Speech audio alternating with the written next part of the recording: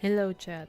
Sorry, I was looking at everything because I was having some issues with OBS and I was trying to figure that out, but seems everything's working fine now. So, hello, konnichiwa, hello everyone, my name is Leo, I'm your resident Gem Vampire singer and professional simp, and today we're playing this as an early-ish Valentine's Day thingy. We're playing this. I had actually had this one for a while. I think it's almost 7 year. It's gotta be like 7 years old at this point, like completely, right? Let me check. Because I know it's from 2019. I just don't know the exact date. Oh no, it's from September of 2019. Well, almost 7 years old, which is yeah. But I have had it on my list for a little while, and I thought that what better day to play it than this. So there's that.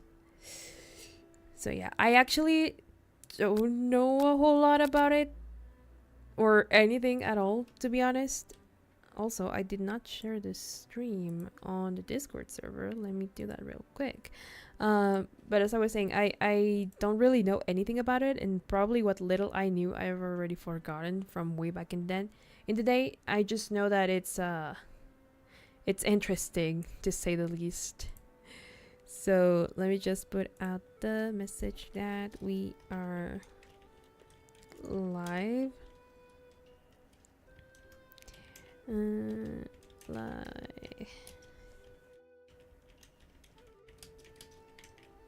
Well, this is early, I guess. There we go. And then we just share it. There we go. Now everything's working fine, I think. Yes, okay. And X home.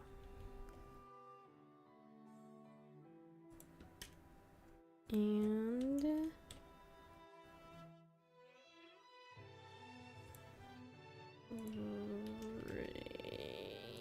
we go. Alrighty, so without further ado, guys, let us get started. I don't know why it continues there, but like, new game. Also, oh, I forgot. It's been a while since we've played visual novels that I have to like customize it, but also I like moved the settings a bit because when I opened this game it was so loud, and the volume on my end, it's supposed to be like super low, so if it was blasting my ears off, I don't know. Oh wait, I don't know how loud it might actually be, but I'm gonna move it a little bit because only now I'm noticing that there's supposed to be like background music that I was not hearing before, apparently. So we're gonna put it like around here and see how that works. Now let's go back and new game. Welcome, chef. Before we get started, tell us your name. Leo. There we go. Oh my god. I only know this is a short one, so let's see what awaits us.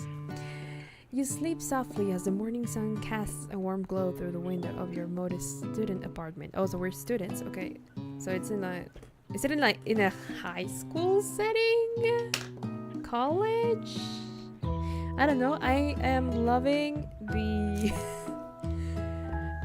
the chicken poster in the background. That's neat, and generic boy band up there that may or may not be a K-pop band or not. Okay. The castle close the window. Yes, student apartment. Yes. The world is peaceful and serene. You could stay in the moment forever. Or you could wake up now. Your first day of culinary school is no time to sleep in. Oh my god, that is so... Smack that clock up and at him. Throw the clock out the window and stay in bed forever. Is this like an early ending? You slept through the school year and gave up on the once-in-a-lifetime opportunity to meet Colonel Sanders. Game over already? You might not be cut out for this. Let's try that again. I knew it was gonna be like an early ending. I wonder what happens if I give up, but... Yeah. Up and at 'em. Lying in bed, you stare at the ceiling, thinking about everything that awaits you at the prestigious University of Cooking School, Academy for Learning. You can tell that this is just like this whole game is kind of like a shitpost, and I love it. Your mind begins to wander. Who will be there? What will you cook? What should you wear? Time begins to fly by, and you find your imagination getting away from you. You'll need to take this seriously. You allow yourself to daydream a bit, thinking about the future. I actually want to do that. It's here, finally, your first day of culinary school. So many dishes to prepare, so many students to meet. Your mind is swimming with possibilities when you realize you're running late. You grab a biscuit and burst out the door in a hurry. Oh no, not the typical anime morning biscuit or piece of bread. Delicious. Just what you needed to wake up those taste buds. Yikes, you're in such a hurry, in fact, that you forgot to put on a deodorant. What? Okay, you forgot to put on any deodorant before running out the door. You're sweating buckets as you rush to arrive on time. Uh-oh. Standing in the quad, you gaze up upon the magnificent University of Cooking School, Academy for Learning. Here comes your lifelong best friend forever, Miriam. Ah, this is the other girl that appears in the banner. Okay. She's the most adorably awkward person, you've ever met, and you absolutely love her for it. And that is the only reason why we're friends, of course. Okay, I'm gonna have to do voices again. Good morning, Leo. Are you excited for the first day of the rest of our lives? Actually, because I sure am excited, a little nervous. Okay, a lot nervous. What's the... It's just that this morning I made breakfast for myself, but, well, when I ate it, I couldn't taste any love in the food. What if I'm no good? What if I fail? Classic Miriam. Raised by Master Chef parents, she's always held herself to a very high standard. Oh, poor girl. Ever since we were little babies playing together and you rescued me from that quicksand box, it's been clear to me that you're the most loving, caring person I know. You're going to do great. This is so weird. Okay. Like, even the dialogue is so corny. I love it. But my University of Cooking School Academy for Learning's famous 3-day only semester.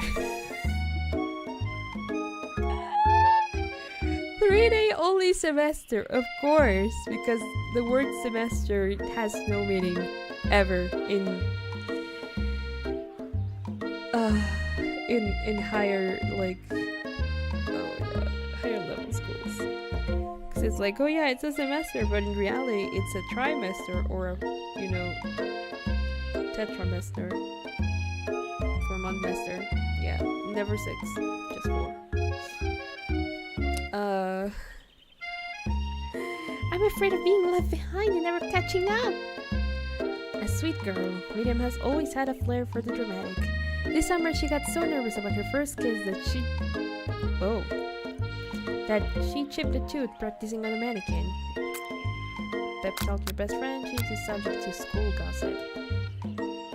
Should you pep talk her or change the subject to give her some relief? I guess changing the subject might be best? Question mark? It's hard to see Miriam like this. Frankly, quite exhausting. Rather than dwell on her anxiety, you try to change the subject to something more interesting. All summer, you've been hearing rumors about a dreamy, enigmatic mystery student who is enrolled at the school. I wonder who could that be? Yeah, it's a little worrisome, but you'll be fine. Now, what about this mystery student we read about on the school message board? Any new deeds? Aha! Oh, get this. I heard.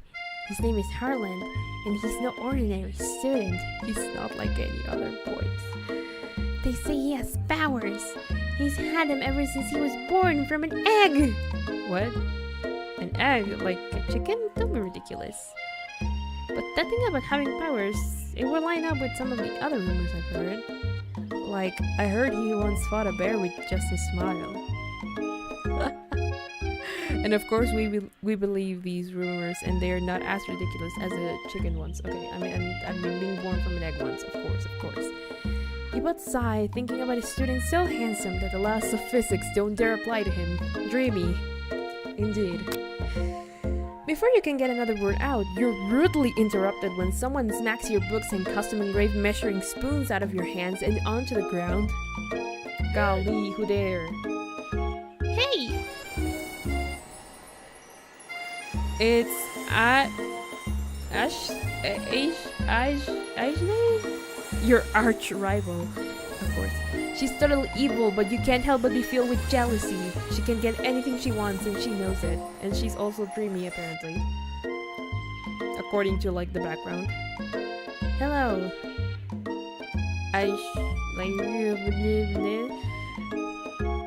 Oh, I didn't see you there, chicken shins. You leave Leo's shins alone. They're perfectly normal normal shins, of course. You're not helping. Miriam, you're not helping. Ugh. You can't stand Ashley. Even her name is annoying. You know for a fact that it's actually Ashley, but she had to add extra letters to make herself feel better than everyone. So I think I'm good just calling her Ashley. If anyone here knows what perfect shins look like, it's us. We're not going to let you or your really weird insults get to us. Across the quad, you see Ashley's best friend, Van the man, has stopped to look at his own reflection in the mirror. His pants are so tight you can see... What? Okay. No lie, there. Okay. Ban. Oh my god. What is this? JoJo's Bizarre Adventure? Rang. You've never been sure what their arrangement is, but as long as you've known them, Ashel and Van have been just as close as you and Miriam. Wait, is it like... Only now I'm thinking, Van from Garden of Ban? Just one letter off, you know, instead of V, a V. Anyway, I mean, just as close as you and Miriam, but substantially more devious. I can't believe that University of Cooking School Academy for Learning would ever allow people like you to attend as students. I know, right? You'd think they'd just hand us our diplomas now. Or maybe hire us as professors. You amateurs could learn a lot from us. With the first day of school about to start, there's just no time to properly tell these two off, so you resist the urge. Let's go, Miriam. See you later, losers. Oh, another character, okay. As you approach the door, you see a goofy-looking kid pushing hard against the window directly next to us. Okay. What is broken? Oh, okay. You reach forward and easily pull the door open. That should do the trick. Ah, I see. Is that character. Okay, we're just gonna ignore him. We're not even gonna voice him. I think you mean thank you? My name is Pop, and I was okay. I'm just gonna give him the most generic voice. My name is Pop, and I was named after my Pop-Up. He's old. Could someone like this also be a student at the school? He must be one heck of a chef. Also, his name tag clearly says Bob, but I guess he's reading it upside down. Huh. I'm Leo, so... Are you going to make me hold this door all day? Nope. And with that, the young man walks to the building ahead of you. Aww. Is he just me or is he kinda cute? It's just you, Miriam. No, it's just you. Yeah, I think it's just you. You both shrug your shoulders before following him into the building. You stand at the edge of the room, unsure where to sit. Other students wander in and keep themselves busy chit-chatting. A scruffy looking... Of course, he's a teacher. A scruffy looking pooch takes his place at the podium at the front of the class. Adorable. Now, quiet down, everyone. Who is this unreasonably cute pup and why is he in our culinary class? You must be Sprinkles, head instructor and CEO of UCS-AL. Please call me Professor Dog. I may be cute and little and fluffy, but I can't read today. I need water, but I don't have any. But I still demand respect. Woof. He's so cute. What? A cute dog is our professor? This is the best school ever! I guess only a dog's nose is capable of picking up all the nuances of fine dining. I mean, there's like a good reasoning there. Out of nowhere, wind begins to rush around you as a swirl of cherry blossom petals fill the air inside the classroom. I'm chilly, someone close the window. And then, he walks in. You're immediately swept up in the aura of this new student in his remarkable goatee. Who knew anyone could be so handsome? Time stands still. It's him! If it isn't my favorite student, Harlan. Colonel Sanders interrupts Sprinkles. Sorry, Professor Dog, before he can finish his sentence. Please, call me Colonel. Colonel Sanders. A hushed murmur rolls through the classroom as Colonel Sanders walks down the aisle of desks. Suddenly, the room is sweltering. Sweat begins to bead across your brow. You feel like everyone is looking at you, and you're not entirely wrong. I knew the deodorant thing was gonna come back to haunt us. And this over here must be sweat a lot. Maybe we should open that window back up before faucet pit smells into a puddle and evaporates entirely. You both know my name. We were in the same kindergarten class. And what is with all your really weird insults? You turn to find Colonel Sanders standing right in front of you. Gasp. Colonel Sanders, beautiful angel that he is, stands before you, smiling gently, his hand outstretched. Boy howdy, this classroom gets hotter than the Kentucky Friar. Please use my handkerchief.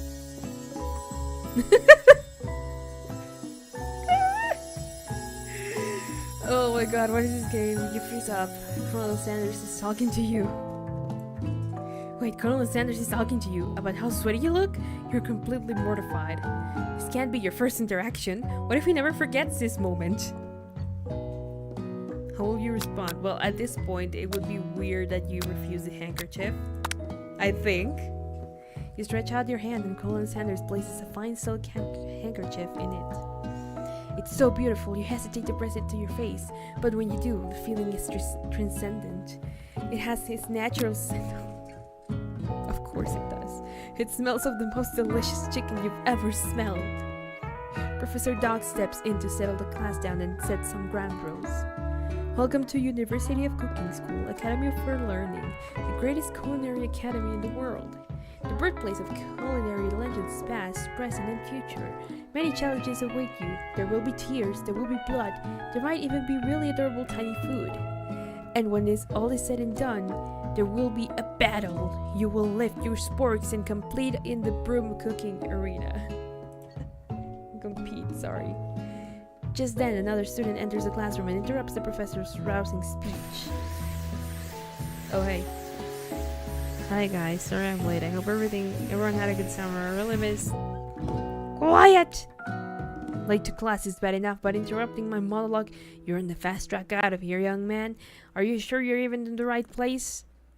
Don't you recognize me? This is my 3rd year in this school with you as my teacher. Everyone stares at him blankly. Does no one remember me? You're expelled if you utter one more word before I finish. Let that be a lesson to you students that tardiness is unacceptable. Even Clank made it here on time, rolling halfway across town on his tiny wheels. He turned to see the student Sprinkles he's referencing, who appears to be some sort of industrial kitchen appliance. Of course, yes. The most handsome one. The class bursts into laughter. Oh, poor Tink. Oh, Clank, you rascal. Sprinkles walks in the classroom as everyone stands in silent obedience. When he gets to you, he lifts his nose into the air and takes a deep sniff. Your diet is lacking. Based on what I'm picking up here, you definitely need a multivitamin. You should be taking better care of yourself. You've never had a talking dog as a teacher before, but Sprinkles' reputation for being smart but tough is well known. You decide to try and butter him up by giving him a treat from your pocket, but what kind? The chicken snack? Can we save on this one? No, not really. Or at least doesn't seem like it.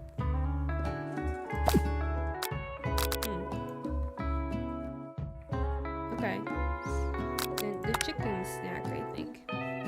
You reach beneath your apron and return with the chicken snack in your hand. Sprinkles' eyes go wide as he locks onto it. His favorite! Well, I think there might be some competition for new star student. The furry professor immediately devours the snack, leaving your hand slick with a coating of warm doggy drool. You see the other students eyeing you jealously, but pay no mind to them. If they wanted to succeed in life, they should have learned the importance of carrying a range of dog treat flavors on them at all times, even though you had absolutely no idea that your teacher was going to be a talking dog.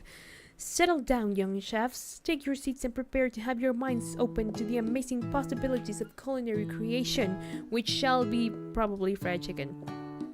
As everyone rushes to claim their favorite seats, you're left standing at the front of the room. Only 2 options remain.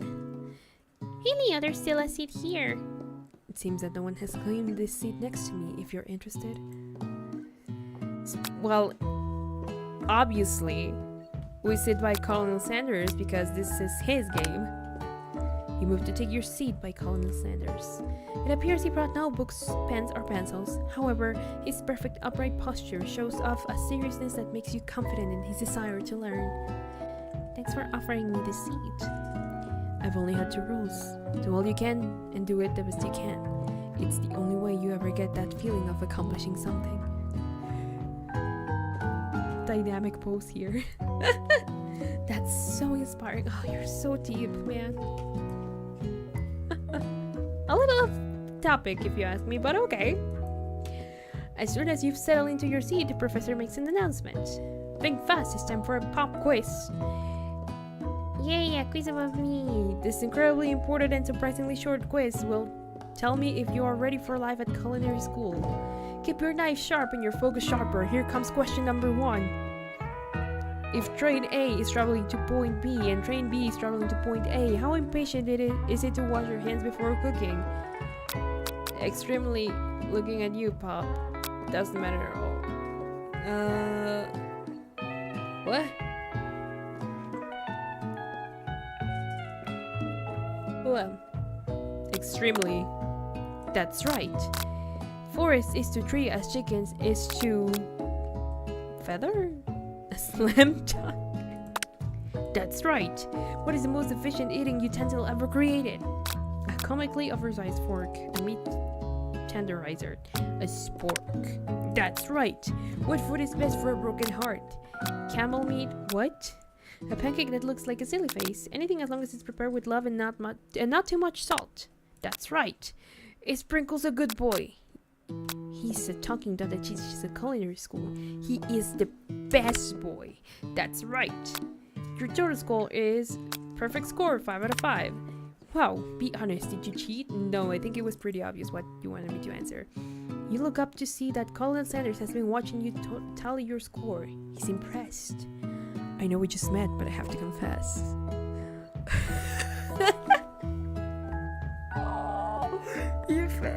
The effects, oh my god. I think you have a beautiful brain. Hot diggity, Leo, you just scored some major Colin Sanders points with that performance. May I have your attention, students? I have an important announcement to make. Time for lunch. Wow, the cafeteria is as nice as any restaurant you've ever eaten at. It makes sense that a school dedicated to cooking would also be serious about eating. The Stewart cafeteria. A delicious fragrance wafts through the room and tickles the end of your nose. Your mouth waters. Do you smell that? That must be our lunch. It smells crazy good. Everyone gonna have your attention? Is it about lunch? No, I just wanted to apologize for my tardiness. You see, I was... Howdy, folks. I'd like to make an announcement. Hey, It's about lunch. Everyone cheers.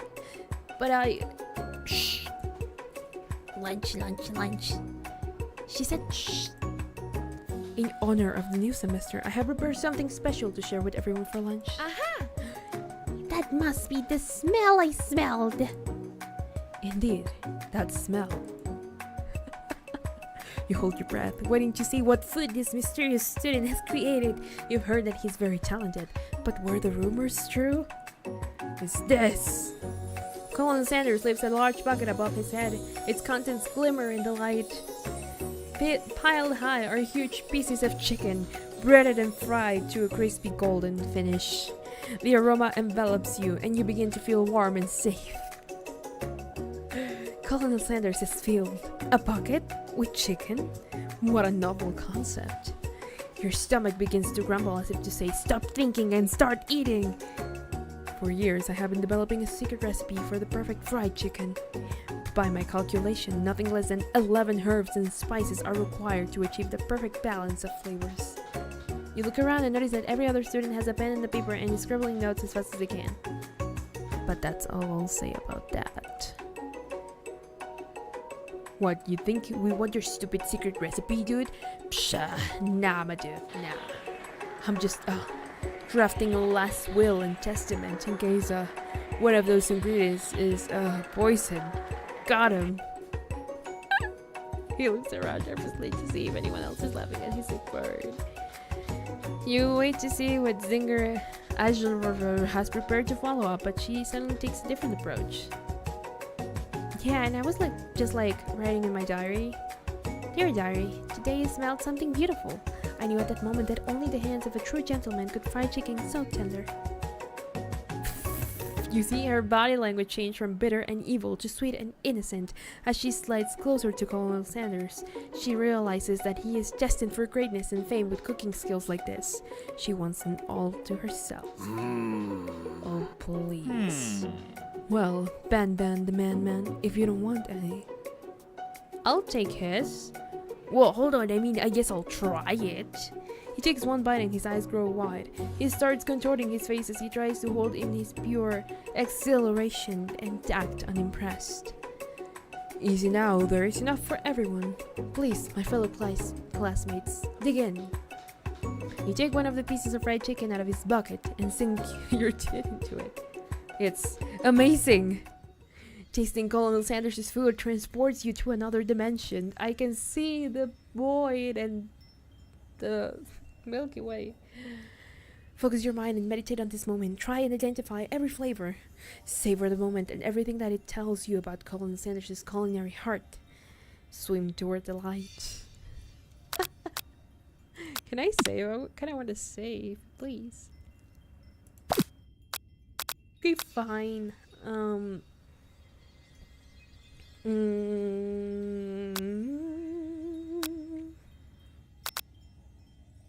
Since we're already all the way here, I might as well see this through till the end, and then I'll try to swim towards the light. You let the food rest in your mouth and focus on it, scrutinizing every flavor. Salt? Maybe. Pepper? Too obvious? Oregano? Basil? Maybe. But there's something else. Something dark, something spicy. You dig deeper, deeper, deeper. Even deeper still, until you find it. Could it be... He really did it. How bold, how adventurous to use redacted. You try to go even deeper into the sea of flavors, but this revelation alone is more than you can handle. You snap out of it and realize that this information was meant to remain a secret, and yet, now you know. A mantle of responsibility now rests upon your shoulders. As you look around, you realize that everyone in the room is consumed by the lunch.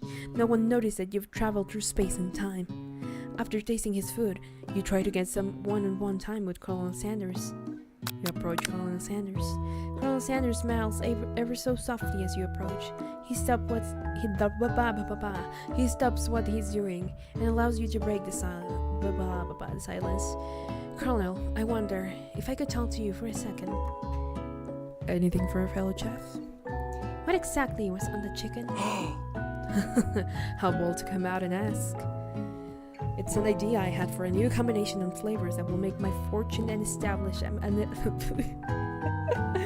that will make me my fortune and establish my legacy for all time as I open a chain of highly successful fried chicken restaurants. No big deal. It's just you and me here talking. I can keep a secret. In fact, I've got some of my own that I'd be willing to trade. What's the rush? The semester is only getting started. We got 2 more whole days to get to know each other. He's clearly not going to give up easily, but it doesn't hurt to be persistent. You know what they say about secrets, Colonel. Shouldn't learning be fun? Aww. You got my moxie. I'll give you that. You got moxie.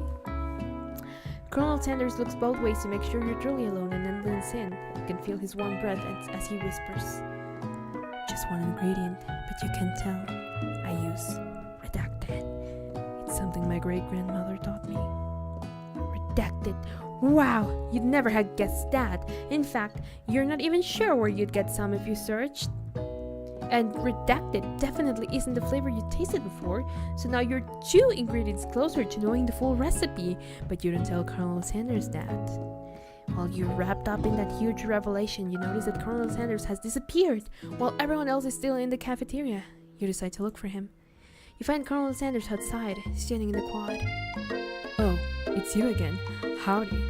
Sometimes I like to come outside and look at those school buildings. I think about how my story will continue on after I graduated. I am so deep and interesting you wouldn't understand. It sounds like you have good plans. I dare say the biggest.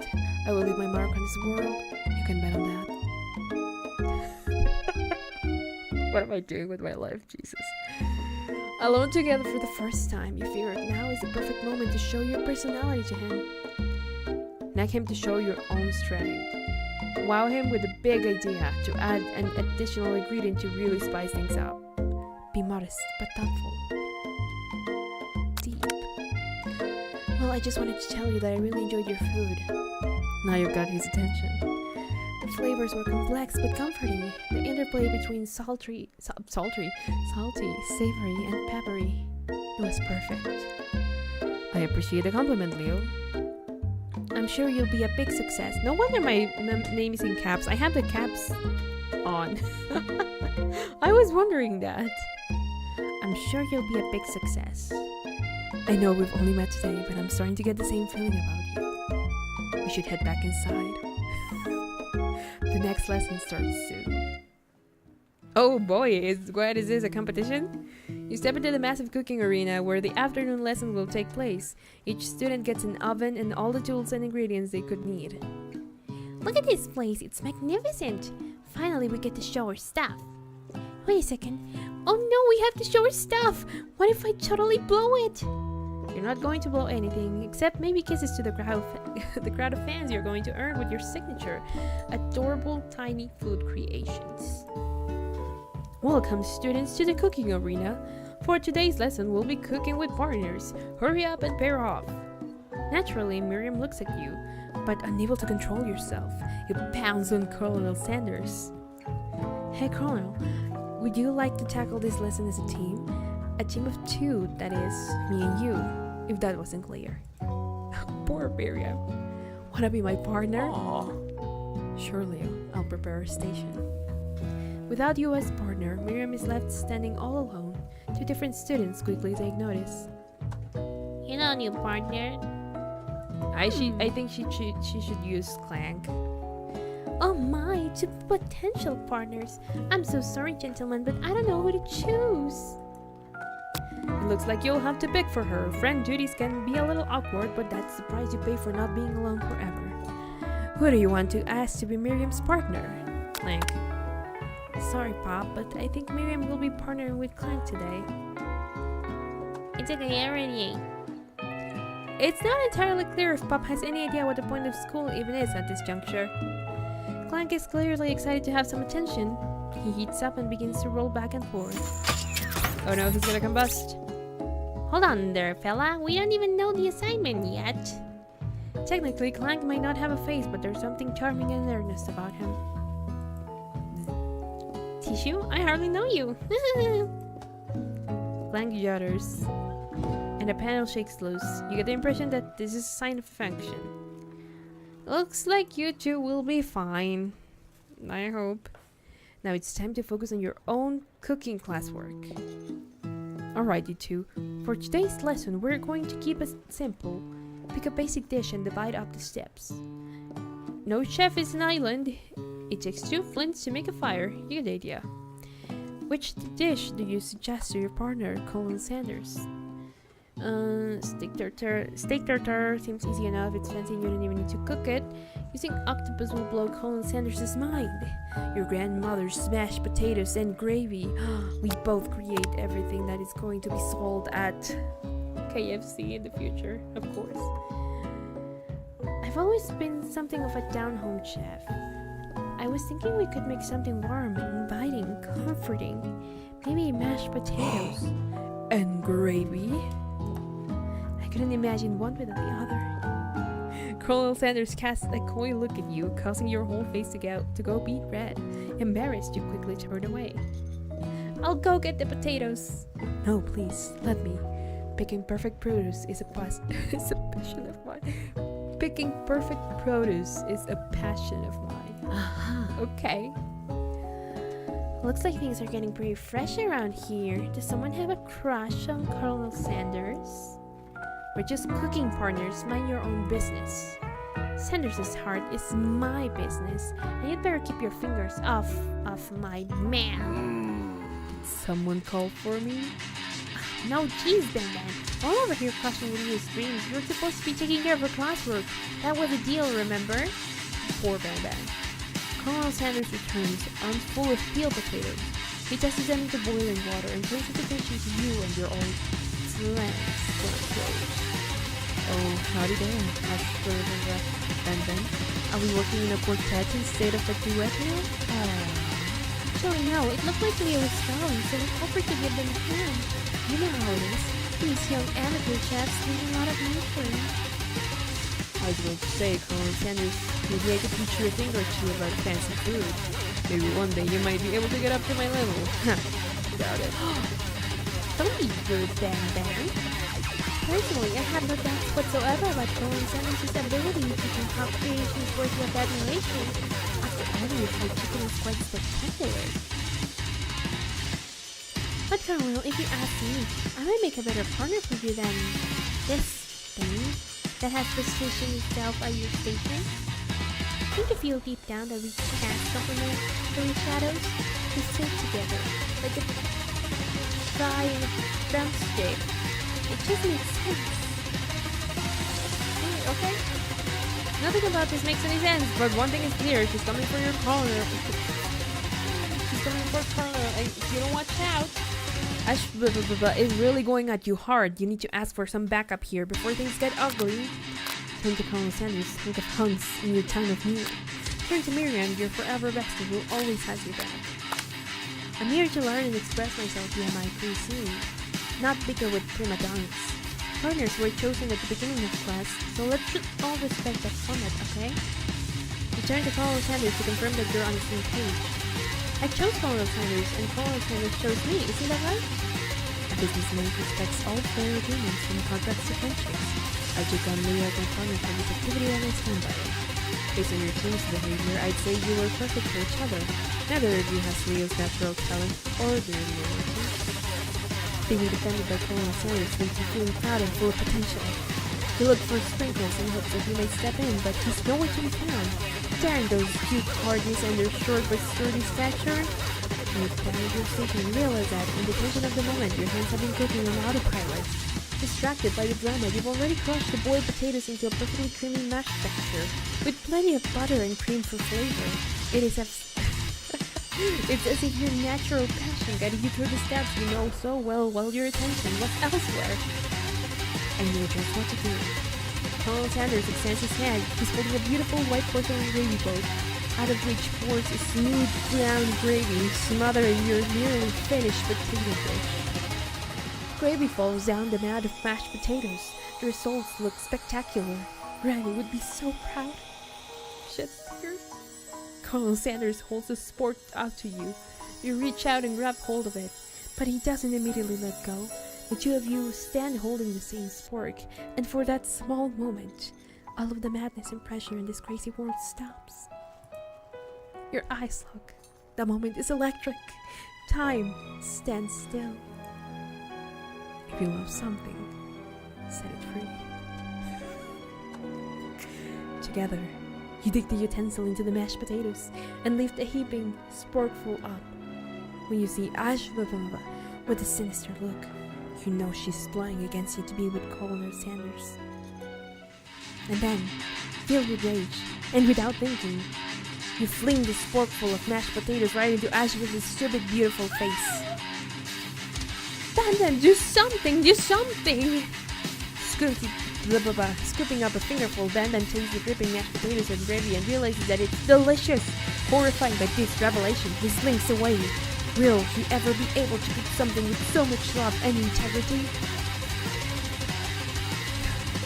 Hold on right there, Leo. We do not dispute in broom cooking arena. Colonel Sanders, I expect better from you. If you throw one more spoonful, you'll both better be prepared to eat it from wherever it lands. Can I take mashed potatoes, please? Benjamin rushes back over, a copper dish in his hand. Mashed potatoes with gravy. Pathetic. In just a few minutes, I've prepared a full meal. Gaze upon my specialty, raised tentacle of octopus in my silky saltwater sauce, plated on the battle axe blade forged by my supreme chef ancestors. Oh my god. You've ignored me for too long. That ends now. It is I who will have the first fight, and you will all look on with envy. The interrupting student rushes at Bandan and swipes a bite of his signature dish right off the plate. No! Don't! Something about this dish doesn't strike my nose quite right. I think the octopus was rushed and may have turned in the process. The results could be toxic. Too late. It has been eaten. I think I left something in the oven. I don't feel so good. It killed him! Everyone step back! Don't take another bite! When you look back at the plate, the rest of it is gone. You notice the tip of the tentacle being slurped up in Popsy's mouth. Ew!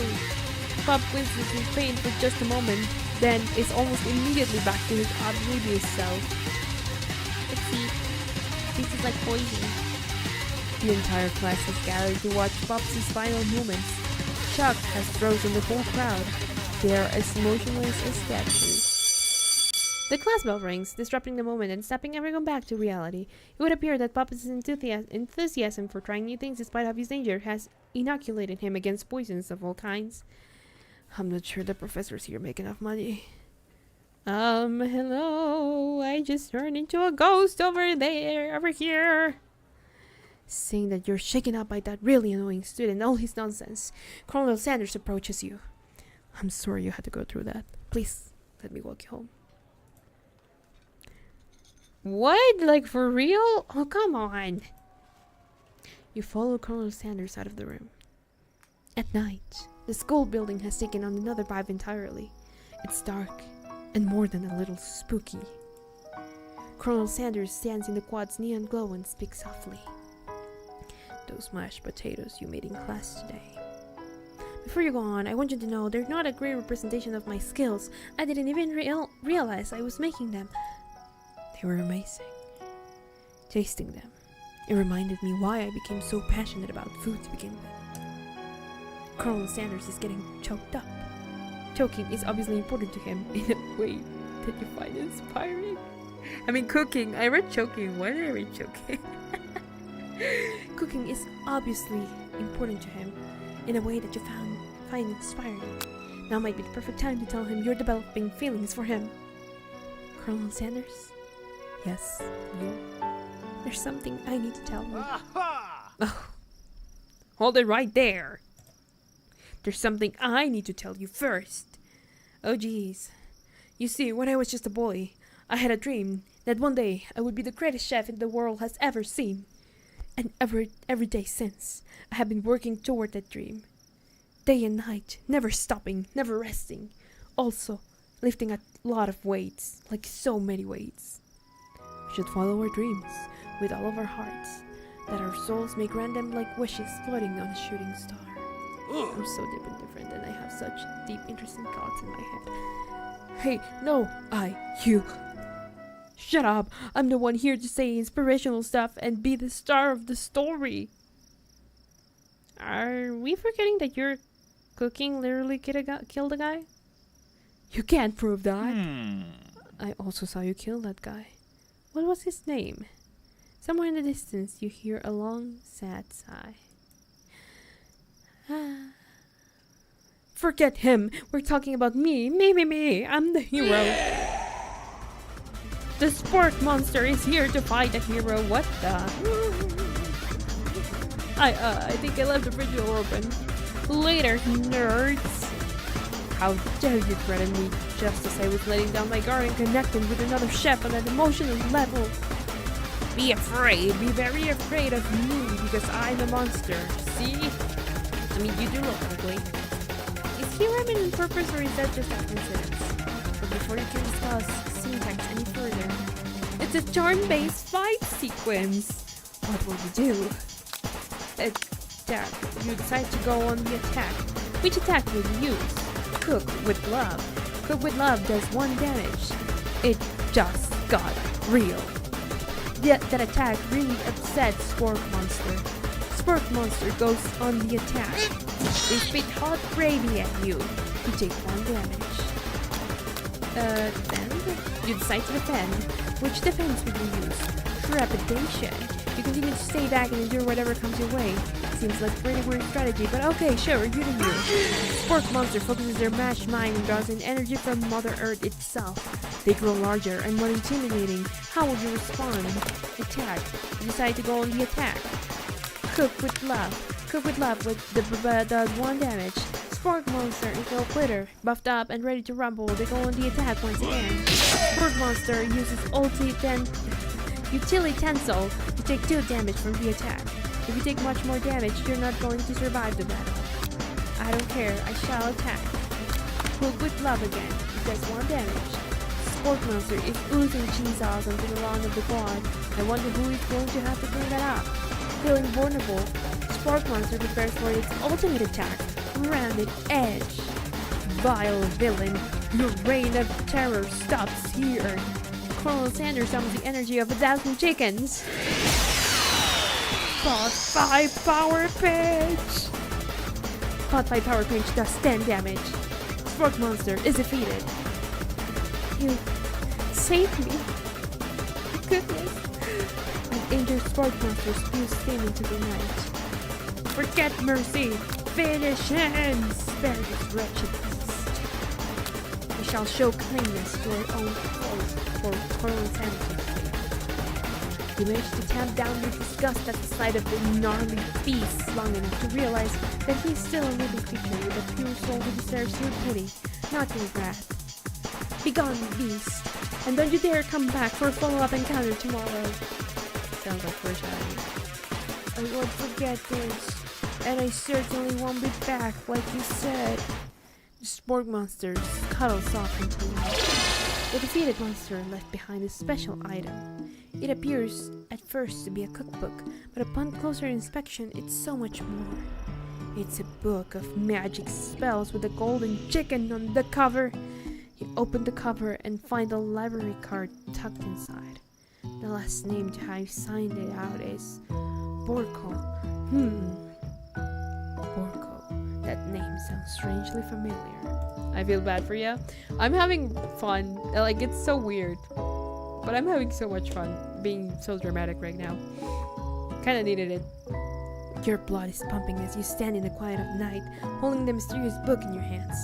As you come down from battle buzz, you realize that your final attack has left you completely depleted. The world around you begins to fade away. Without any energy to keep your eyes open, darkness overtakes you. The image of Colonel Sanders flashes before your eyes as you fall asleep. He must have helped you get home. In your tired state, you don't know if you could have made it without him. What a guy. You want to thank him, but you don't have the strength to utter a single word. You feel your covers being pulled up over you as you are tucked in tightly. Good night, my Colonel. In your dream, you're together with Colonel Sanders. For some reason, Sprinkles is also there, instructing your love. Dreams are weird.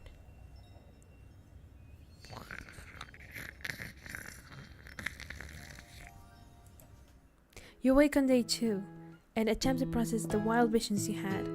Were they memories or premonitions?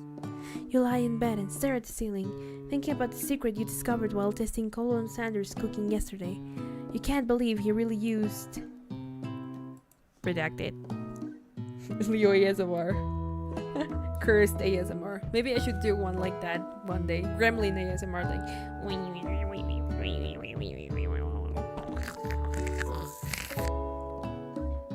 Anyway, and then there was the secret ingredient that Colonel Sanders went ahead and told you outright.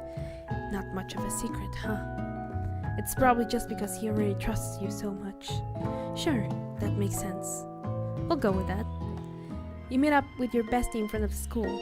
Before you can tell her about the encounter with Spork Monster, she launches into a story of her own. Okay, I know this might sound a little strange, but I think I might be, I think I might like Clank. Like him? Like? I know it sounds like it's moving too fast, but there's something about him. I like him. Like him. We got to talking after class, and he's actually a totally sweet guy. Not only that, but he's really smart. He told me all kinds of stories about Colonel Sanders. Did you know that Colonel Sanders was the most popular kid in his high school? No, but that does make complete sense. Yeah, but he was so popular that he was both prom king at a school he didn't even go to. He was also that convertible. Why? And was also the convertible that he himself rode in at the front of the homecoming parade. I'm thinking maybe something got lost in pressure cooker language translation there. Either way, maybe it'd be best if you took it slow with this new boy, like I am with Colonel Sanders. You and Colonel Sanders, the coolest guy in school, the most famous student to ever attend University of Cooking School Academy for Learning. You're a thing now? We're definitely connected yesterday. Sure you did. You're great. Why wouldn't he be into you, I guess? Laughing at the implication that you and Colonel Sanders might be a thing is definitely not cool. You are great. You have an idea about how to prove that your love is real. Well, if he's not into me, why did he tell me one of his secret ingredients? However, you don't tell her that you know a second ingredient too, which you discovered on your own. Your bestie's eyes light up. A secret ingredient. Yeah, I just said that. A secret ingredient. Is there a dramatic echo in here? Miriam checks to make sure you're alone before continuing. So this summer, while I was on vacation with my family, a lovely man approached me in the botanical garden where I was wandering. This can't be good. He told me all about his passion for spices. Secret spices. The man even gave me some to show me what he meant. He said that it was a powder created from super duper rare dried flower petals, and that if I did him a big favor, I could have some of my own. Please, Miriam, don't tell me. So I filled my suitcase with them and brought them home. He was so nice, he even met me at the gate when I arrived. Later, when I cooked with them, a very strange feeling came over me, and the flavor wasn't like anything I'd ever tasted. I think you're being liberal with the meaning of spices here. Whatever. Anyhow, we both share an interest in cooking, so we stayed in touch, you know, like pen pals. I bet he would love to know more about new spices. Well, I'm definitely not supposed to share Colonel Sanders' secret recipe, and besides, I only know the one ingredient, so I doubt it'd be much use to anyone. Please, please, please! It would mean the world to me. No one has to know who it came from, you or from Colonel Sanders. What do you think? Should you protect Colonel Sanders' secret or share it with your bestie? Oh my god, Leo, the voice acting skills, insane, so good. Sounds like English anime dubs, really? I'm just being like super extra here because this game is like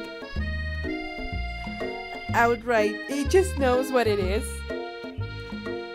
So I'm like, you know, I could cringe or I could have fun, and I'm having fun. Anyway, don't learn the ingredient Colonel Sanders told you or make up a fake ingredient. I'll make up a fake ingredient because how could I ever betray Colonel Sanders' trust like that? You quickly think of a fake ingredient name. I don't know, how about... It was... I have newt. I know, sounds like some kind of witch's potion, but what can you do? I have newt. Wow! Her eyes light up imagining such a thing, and you figure that you've satisfied her curiosity and she'll move on. However, she immediately turns around and does some thumb typing on her phone that you can't quite see. That's probably not good, she's looking it up. Before you can ask her to confirm that she was definitely not texting secrets to other people, you're interrupted. A wind rushes in. Cherry blossom petals fill the air. There he is again. Good to hear you're having fun. It's Colonel Sanders! He's arriving at school! Stand back and admire his majestic glory, or run to him. He could trample you with a horse, so I think stand back and admire his majestic glory. Colonel Sanders' horse is truly a thing of beauty. Without ever acknowledging that he's being watched, he does a short horse dance before dismounting with a flourish. He then slaps the beautiful creature gently on its rear, sending it running free into the countryside. What even is this game? It was like some really weird way for KFC to like promote their products and Colonel Sanders. I think it was really effective at the time. You are so struck by the sight of him that you lose the ability to speak coherently. Oh, I didn't realize anyone was watching. Don't worry, he knows his way home. You attempt to compliment Colonel Sanders, but the words don't come out exactly right. What a horseful beard you have. I mean, what a horseful beard. Dang it, that's what I just said. Being a good friend, Miriam attempts to cover for you. Oh, Leo just gets really nervous around people they like. What? That is not helping. I mean, they got food poisoning and were up all night. It was gruesome. You should have seen it. She gives you a wink and a smile as if to say, situation handled. Can't blame a girl for trying. And with that, Colonel Sanders disappears into the school, leaving you and Miriam to follow. When you enter the classroom, you can see your two rivals, Ash and Van Van, are doing something bad. By the way they're hiding, you know it must be really bad. Like counterfeiting recipes bad, experimenting with restricted ingredients bad, summoning a demon bad. You try and get a peek over Van Van's hunky shoulder, but he sees you coming. Well there, little one, I'm not sure you're ready to handle this. Tell them to stop acting immature or act like you're not interested in them, but really try and get a closer look. Why don't you make like a bee and mind your own wax, honey? It is... I mean, what good would it... it's whatever. You immediately dress the rivals down for their immature behavior. Culinary school is to be respected. This kind of nonsense is a waste of everyone's time. No, you've upset them. Oh, and you're the Emperor of Cooking, are you? And you're the Emperor of Cooking, are you?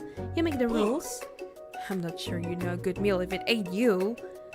Being the best chef in the world takes more than just culinary skills. It takes creativity. It takes panache. And it doesn't hurt to use a little evil. You finally get a look at what it was they were hiding, and you instantly recognize it. It's a book, just like the one you found after your encounter with the sport monster. That's the same book that I found last night in the quad. Ash immediately elbows Van Van, who hides the book behind his back. I don't know what you're talking about. That book is a family heirloom and its contents are secret. You notice that they haven't just been studying the book. They got Pop pinned to the wall and they're tossing potato skins at him as he tries to catch them in his mouth. We're playing, hehe. Before you can dig in any further, you're interrupted by the arrival of more students. It's almost time for class. Oh, it's very loud? Okay, thank you for letting me know. I did not know that. How about that? Because I actually don't know.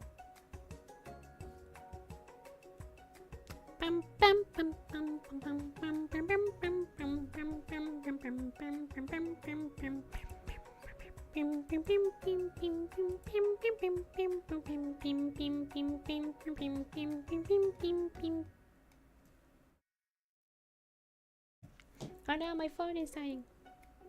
Sounds fine now. Okay, Thank you, thank you. it's almost time for class. And there's Clank. Clank must be running late. He's in such a hurry that he rolls right over Van Van's meaty foot. Hey, watch it, you bucket of balls. You watch how you talk to him. He didn't do anything. And now he's angry. Who do you think you're talking to? I never heard such language. Not even from a stand mixer. Womp womp. No, your mother was a stand mixer. Oh no. Oh wait, I think I skipped one line of dialogue. But Ban Ban jumps to attack Clank, but Clank shocks Ban Ban, sending him flying across the room. And then, did he arrive, or what the heck is happening?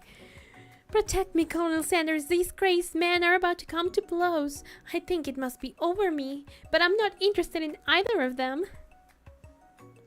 Ashley's tone has completely changed in an instant. She bats her eyelashes at Colin Sanders. Surely he must know that this is a ruse, right? Gentlemen, get a hold of yourselves. Save it for the arena at least. Or don't, honestly. What do I care? I got lofty I've got lofty career aspirations to focus on. Maybe I can help you with your business plan. Just then, Sprinkles arrives to signal the true start of the class day. He's panting, which doesn't seem that abnormal. He's a professor, but he's also a dog. Students, please take your seats. I apologize for my late arrival. I spent the morning chasing a car all around town and my tiny legs are very, very tired. But I'm here now, and I hope you're ready to learn. Rub his furry duck belly, he loves it. After he catches his breath, Sprinkles regains control of the classroom. Without further ado, we'll review the global history of my favorite fowl, the chicken! You want to pay attention to the lesson. Truly, you do. Which is why in 1776, at the signing of the Declaration of Independence, it was a chicken who first signed their name. But you can't help but daydream about Colonel Sanders and you miss most of the important parts. When you come to, Sprinkles is holding a tray of food in front of you. Well, Leo, naturally this appears to you to be a sample platter. Which item do you want to sample? A duck biscuit, a shimmering pepper, or a glass of water? A shimmering pepper? A brightly colored pepper stands out from the other items. It sparkles in a most eye-catching way, so naturally you reach out, grab it, and eat it right away. However, your body is not prepared for the heat. The pepper has triggered an intense spice hallucination. It feels like forever as you trip through the universe. My friend, ooh. Oh no, it's a dead student. This guy? Again? I'm here to give you an important message. Ooh. You must avenge my death and fulfill your destiny. All you must do is. I was saying to fulfill your destiny, all you must do is. Sorry, I think I've still got some spice stuck in my throat. It's fine, I'll work through. To fulfill the prophecy. You must. You feel yourself begin to regain consciousness. Oh man. You come to and find everyone is staring at you. That pepper was the last of its kind on Earth, and now it's gone forever. You think to yourself, geez, I should pay better attention. We all make mistakes. I'm sure he'll forgive you someday. Come on, it's time for lunch. Yeah, I don't know what he was asking me to get. Before anyone can relax, the cafeteria lights dim. And your rivals enter to make a dramatic announcement. Today's lunch will be prepared. Be a time competitive cook-off. Step up and tell them you're on. Demand that they stop wasting everyone's time.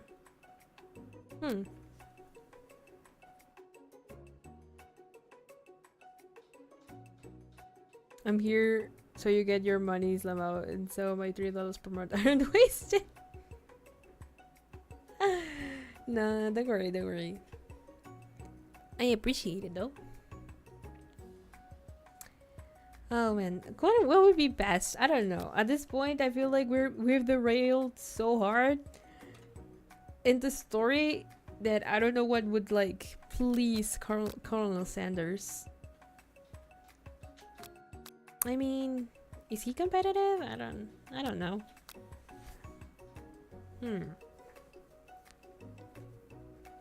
Let's see.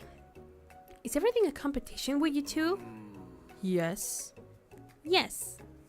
Well, not with me. I'm on a personal journey to learn to love. To learn to love? Sure, why not? But definitely not to constantly battle. Yeah, stop getting your genres crossed. Don't you have some portable monsters to capture or something? I need to eat if I'm going to have the energy to sustain my education and pursue my dreams of being a master chef. How are any of us supposed to get anywhere if we're constantly fending off challenges from every now and then all with an apron? Besides, I already brought my own lunch. Mia, you should have it. It will give you the energy you need to succeed. Miriam reaches out and presents a gift to you.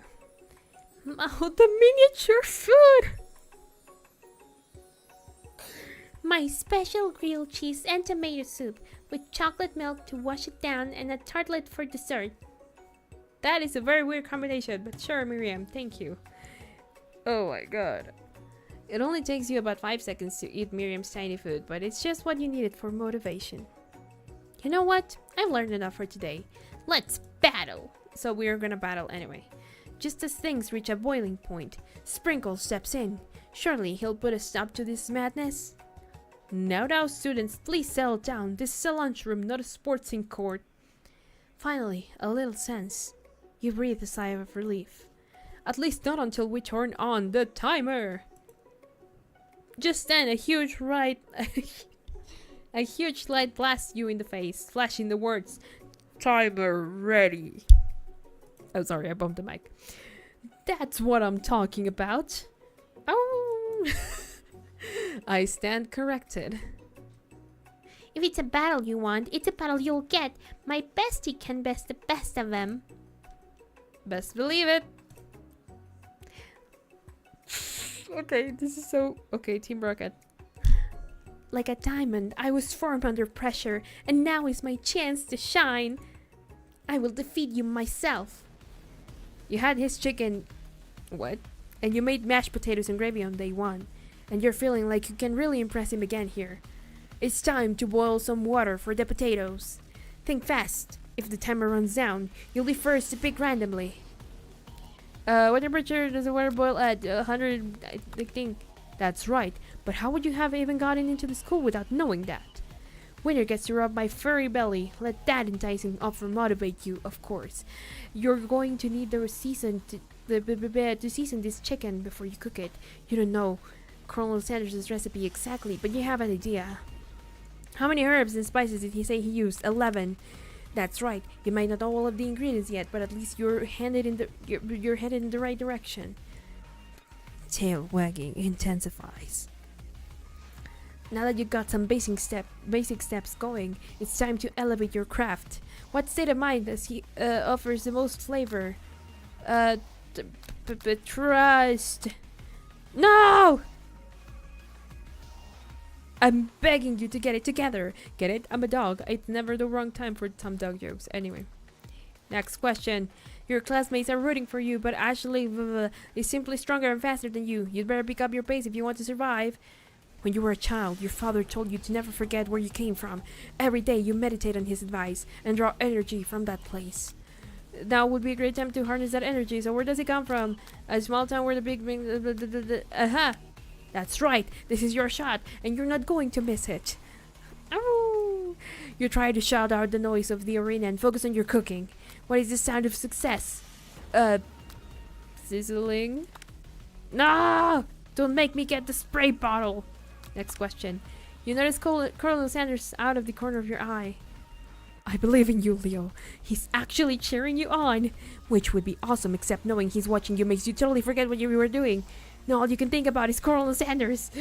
How many spoonfuls of gravy would it take to fill it? What were you thinking? Get your mind back into the competition. You are stranded on a desert island with only one dessert cookbook. Dessert, sorry. Which do you take? I know, right? You know what? Shouldn't you be focused on the challenge? You're falling behind. Sorry. Along the beach. What does it have to do with crafting this spectacular fried chicken and delicate baked biscuits? I don't know. You're really struggling to keep up. As the next station is over, Ashley has already begun plating elements of her dish. It's colorful and complex. To make up time, you toss your biscuit dough into a stand mixer. As you do, the crowd gasps. Ooh, yikes. Oh no. I know you love nothing more than seeing a fellow appliance utilized in the kitchen battle, but sometimes that means sacrificing the personal touch. You might not have any hands, but Leo does, and a good chef needs to be touching the dough to know when it's properly mixed. There's an easy way and a hard way. You don't get far by doing the easy way. When you hear everyone talking, you realize how serious your error was. You immediately shove your hand into the mixer to rescue your dough before it's overmixed. Leo, no! But you're not fast enough, and your hand gets stuck. It's immediately crushed by the quickly spinning beaters. There's no way you'll be able to use that hand for the rest of the match. Colonel Sanders shakes his head in shame. What you often find is that the easy way can turn out much, much more difficult. Everyone stop what you're doing right now. The battle is over. It can't be. I was so close to finishing my dish. Sweetheart, look at your hand. You simply can't go on. Oh, that's too bad. And here I am with a completed dish ready to serve. Surely that makes me the winner by default. No. It wouldn't be fair to compare the two on account of Leo's injury. You see Sprinkles begin to lick his doggy chops as he looks into the dish. But I suppose you should at least tell us what you prepared. Well, because I'm the sweetest, I skipped straight to dessert. Under this white chocolate dome, you'll find a wide array of delights, taking you on a journey of flavor that tastes good and tells a story of excellence. Looks kinda plain to me. I was going to ask Leo to do the honor, but since you're injured, I'm afraid that pouring this creamer of delicate hot chocolate sauce might be too difficult. Colonel Sanders, if you wouldn't mind lending me your strong, steady hand. Colonel Sanders pours the hot chocolate sauce on top of the dome, causing it to melt away, revealing the ingredients hidden within. Oh!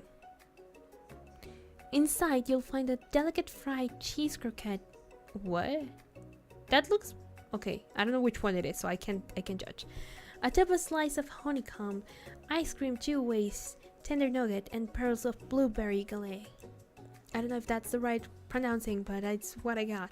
Colonel Sanders seems intrigued, but perhaps not impressed as he dips his finger in the chocolate sauce. Simplicity isn't your strong suit, is it, Ashley? Oh, you. As he places the sauce-covered finger to his lips, Ashley leans over and whispers something into his ear. A dab of sauce sticks to his mustache. Internalize the rage you feel. Put yourself between Colonel Sanders and Ashley.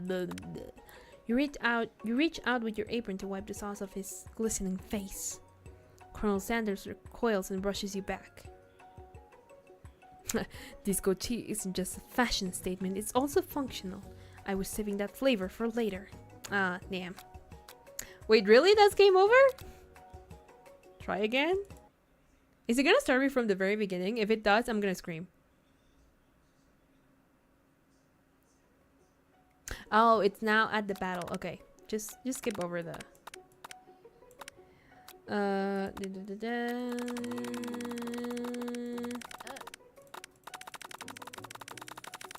The tiny food, blah blah blah. Oof, I know. Who would have thunk? Anyway, now we know that some of our answers are wrong. So, 100, yeah. And then 11. And then, what did we say? Trust gratitude? That's right, you must never take this opportunity for granted if you hope to succeed. Your classmates are rooting for you, but actually simply stronger. Okay. Shoulder a small town where big dreams are born. Yes. Whoa, I did not. Okay, I did not read that. I'm gonna get distracted anyway. He believes in me, but I'm looking over the horizon. Yes. Yeah, sure. And then yeah, apparently the decisions don't matter. And my hand gets crushed, and now he tastes the thingy.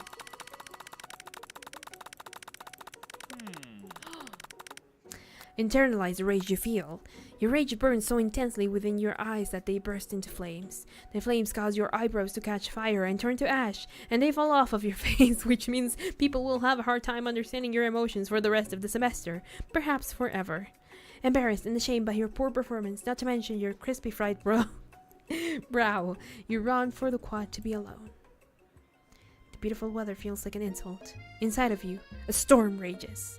It's Colonel Sanders. He's probably here to tell you that he and Ashley are in love and have decided to get married. And he would even ask you to cater his wedding because you're a terrible chef and an awful person. You try to hide from him, but he approaches you directly. I know you're hurting right now, not just from the devastating loss, but from that run-in with the mixer and that small fire. We should get that checked out. I'm fine. Can you leave me alone? I'm a loser. I'm not fit to fill your fryer. I'll never be a master chef. Failure is a part of life, not just for you, but for all of us. Do you think I've never failed at anything before? That's exactly what I think. Well, then think again. I wasn't always the man you see before you. Enrolled in culinary school, incredibly handsome, successful, motivated. Well, handsome, sure, I was born that way. But I've walked other paths and arrived at dead ends. I was passionate about life, but I failed as an obstetrician. I was passionate about justice, but I failed as a lawyer. I was passionate about livestock, but I even failed as a mule handler. That one was especially humiliating. Mules can be so cruel. I didn't know. People see my delicate ribbon tie and my well-kept beard and assume that I've got it all together, which is true now, but it hasn't always been. Sounds like this guy could really use a hug. I resolved then that I was going to amount to something. No amount of hours, labor, or money would deter me from giving the best I had to give. As Colonel Sanders changes focus, you can see something ignite inside of him, a burning passion. One has to remember that every failure can be a stepping stone to something better. My new dream is pure. It's honest. It's something that a humble man in a crisp white suit can be proud of. It's so funny listening to death metal while hearing you do those voices. Oh, that must be an experience. I will create a new chain of chicken restaurants that will bring joy to the entire world and make up for my past misdeeds. I mean, the chicken in Japan is pretty good. I will give him that. Yay! Just as your moment grows intimate, you're interrupted by a threatening, shadowy presence. It's the Spork monster again! Battle scarred from the night before. You prepare for the worst. Borko? It is I. I know I said I wouldn't be back, and after the whole fight to the death thing, maybe you don't really want to see me anymore, but I just wanted to say that I was wrong to attack you, and I apologize. I know that it's what it's like having to always look over your shoulder. Monster problems, am I right? Aw, thanks, Borko. I'm glad that there are no hard feelings. Getting jumped by a giant creature in the dark of the night can really rile a person up. I also want to apologize for the way I switched right into attack mode. I know that you're strong, and cooking school can put a person under a lot of stress. I actually used to go to this school. I wasn't always a spark monster, you see. I don't believe it. You were human once? Well, no, I was a golden retriever, but I was still a student. Until one day, some mean kids with a magic spellbook cast a dark enchantment on me, and I was forever transformed. A magic spellbook. Precisely. I had procured a copy for myself, but somewhere along the way I've lost it. If you find such a book, I beg of you, respect it. You're a powerful chef, and shouldn't rely on such dark and evil magic. No, you should be protecting the innocent from those who could cheat them through sorcery and guile. If you need me, don't fear. I will be there. It sounds like there are some bad cooks in the kitchen of life. Leo, together, I am sure we can defeat them. Come back to my hideaway and we can discuss. You have a hideaway? A personal invite? You can't imagine what Colonel Sanders' home must be like, but it sounds like you're about to find out. Pff, of course, and there's a rooster, and he's worn glasses since he was a baby. Okay. Stepping inside Sanders' home, surrounded by his things, you start to feel a special bond with him. It looks like you have such an exciting life, Colonel Sanders. Every day can be an adventure if you approach it with the right attitude. Long ago, I made the decision to never stop searching, never stop working, never stop imagining. Have you been working on any new recipes of your own lately? I'm always excited to talk about food with another ambitious chef. Well, there is something. It's just a side dish that I've been tinkering with, trying to find the right balance of flavors and textures. I'm not sure I've nailed it yet, but I'm close. Colonel Sanders' eyes perk up as he starts to wonder what dish you might be describing. It's meant to pair with something spicy or something crispy. Both, perhaps? Now you've got him right where you want him. Should you reveal your new creation to him, or keep it a secret just for you? You should stream creating a song or something? I've thought about it, but because I don't have I can recreate instrumentals. The problem is the music part. I've only composed once, and I'm not really good at it, I think. Or at least I haven't tried again yet. But maybe in the future, I can think of something. We shall see. Reveal it or keep it a secret? I mean, he did not reveal his entire recipe to me. Reveal it. You decide that you're as ready as you'll ever be to share your original cooking with Colonel Sanders. Before you can talk yourself out of it, you decide to dive in head first. You reach into your lunch bag for a special dish that you've been keeping on ice all day. I present to you my original coleslaw. The shredded cabbage dish glistens in the light of Colonel Sanders' look sideaway at the music. Magnificent! Together you chow down on the creamy slaw until just a spoonful remains in the bowl. Do you mind if I hold on to the last bite? I'd like to have it around so that I can admire its taste later and think back on this moment. You could offer to make him more, but he seems like a very sentimental kind of guy. Oh, he's not only deep and mysterious, but he's also sentimental and has deep feelings. Goodness. Sure, why not? Please make yourself comfortable. I'll be back in just a moment. You realize that now would be the perfect time to do some snooping. Around the room are various items that you can look closer at. Each item seems to radiate memories and emotions. Tap on an item to discover more about the colonel. I'm assuming these are someone's ashes? You take a closer look at the large urn sitting on a nearby pedestal. There's a plaque on it. It's dusty, and when you wipe it off, you can read the inscription. It says, "Here lie the ashes of all my past careers and business failures." Poor guy. Okay, this must be where he keeps the secret recipe. You think for a moment, what number is important to Colonel Sanders? Then it dawns on you. As soon as you turn on the dial to 111111, the safe opens. Inside it, you find a single note. Can chicken be prepared sashimi style? An adorable little baby with the beard. Oh my god. And the chicken. The chicken leg. Oh my god. You figured that this must be Colonel Sanders himself. That, or maybe it's a drumstick that he seems to be waving like a rattle. Who frames a baby picture of just themselves? Probably the same type of person who would make their own face the logo of the company they founded, am I right? Oh my god. Oh, the door opened. Great answer, sorry for later, but don't worry, don't worry.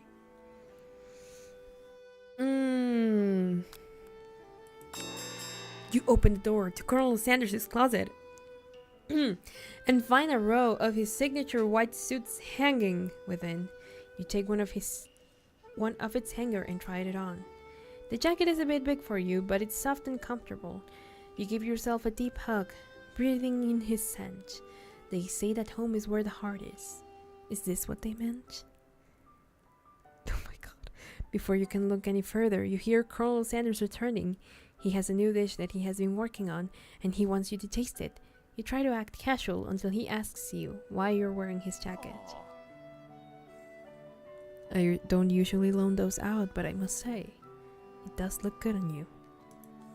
Oh crap, the jacket! You forgot to take it off. You decide that now is your moment to make a big move. You tell him you're cold. You fess up and tell the truth. Should we make a big move? I mean, there's still a day to go.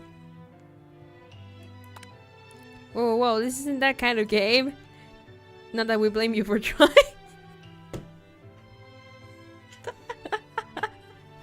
Oh. And he's so, like, upset. But still, game over. I tried. You can't blame a woman for trying. Oh my god. Oh no, not again. Come on. We already went through this. The music. Oh my gosh. Come on. Quick, quick. I want to get to the... It's the sport monster. I just noticed a singular cherry blossom tree behind, like, in the background here. Oh no, sorry, I was not calling you out quick. You mentioned me twice. Reveal it, and then he goes away.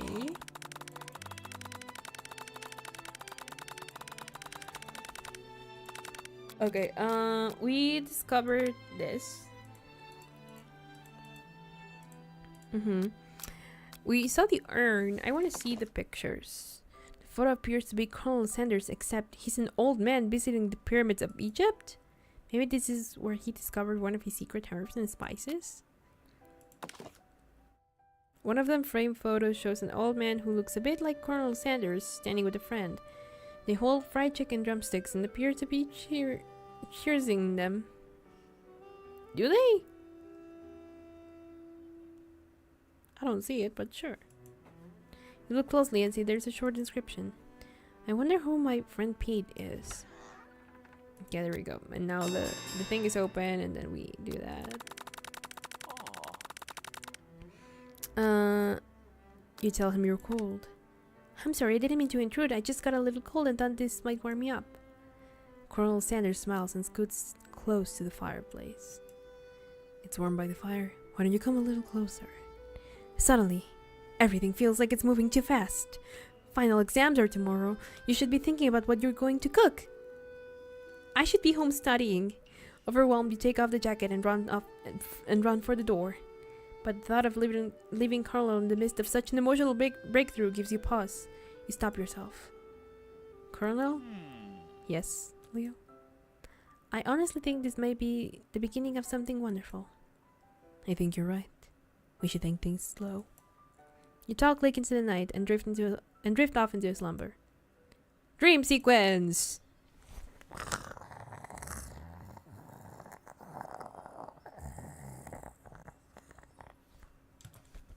You awake to a beautiful morning in Colonel Sanders' hideaway.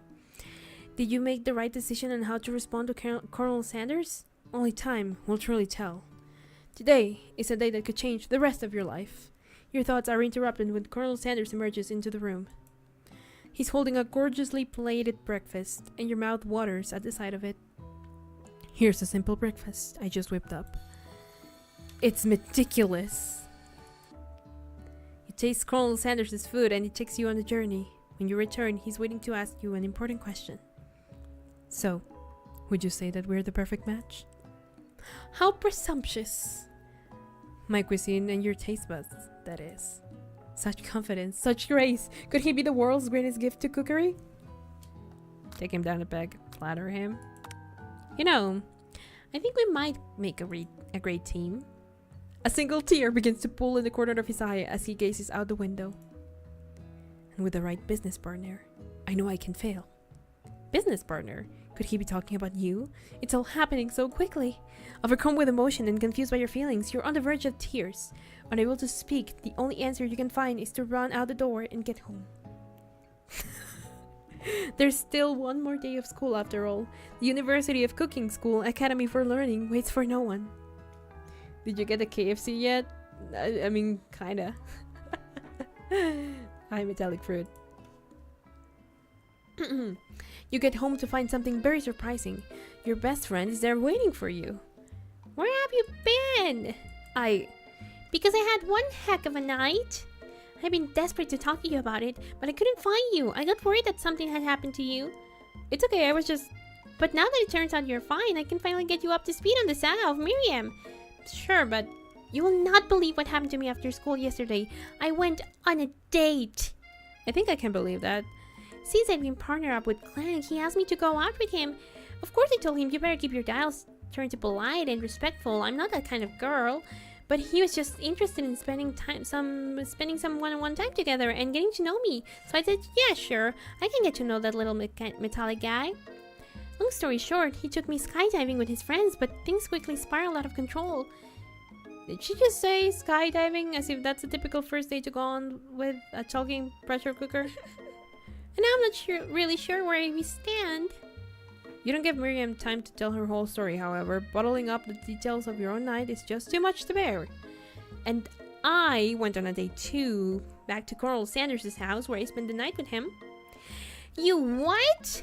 Nothing happened but the emotional connection. Wowzers. Miriam tells you to move on from this Colonel Sanders obsession and focus on school. If being obsessed with Colonel Sanders is wrong, you don't want to be right. After a short argument, you both agree to go your separate ways. Oh my god. What the fuck was that? When you arrive at school, you encounter your rivals in the quad. You can tell from a distance that they're picking up on Pop, though he himself might not quite grasp that fact. Because you know he's Pop. What's Israeli? It sounds delicious.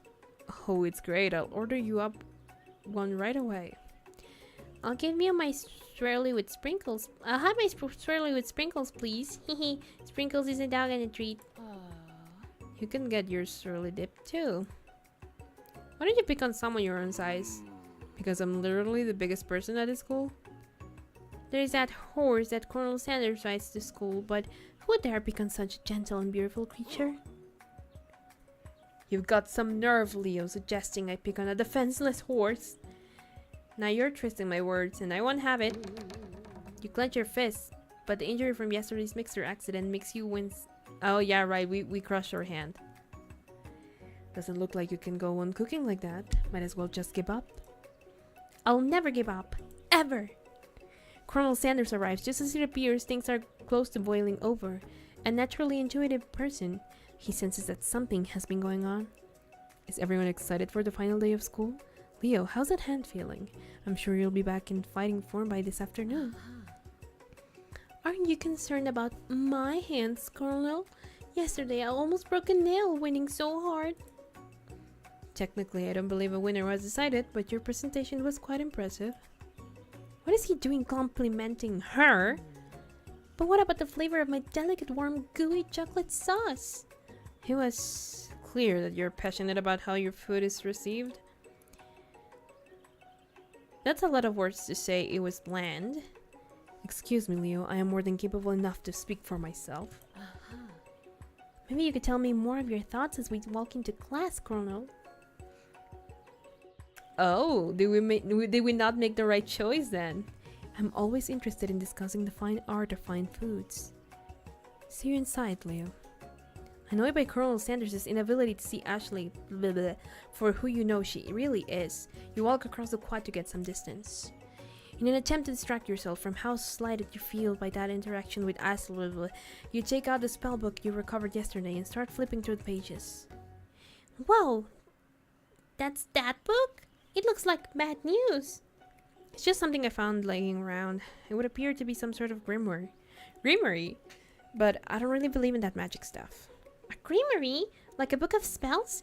I don't know who would spend so much time decorating a magic book if it weren't really powerful. I can't think of one surefire way to find out. You opened a page covered with arcane warnings. Cast only in case of extreme emergency, it says around the edges of the page. I could use this spell here that it says it will erase anyone I choose from all of my memories. If I scrub out Colonel Sanders, it would probably help me focus better on the upcoming final exam.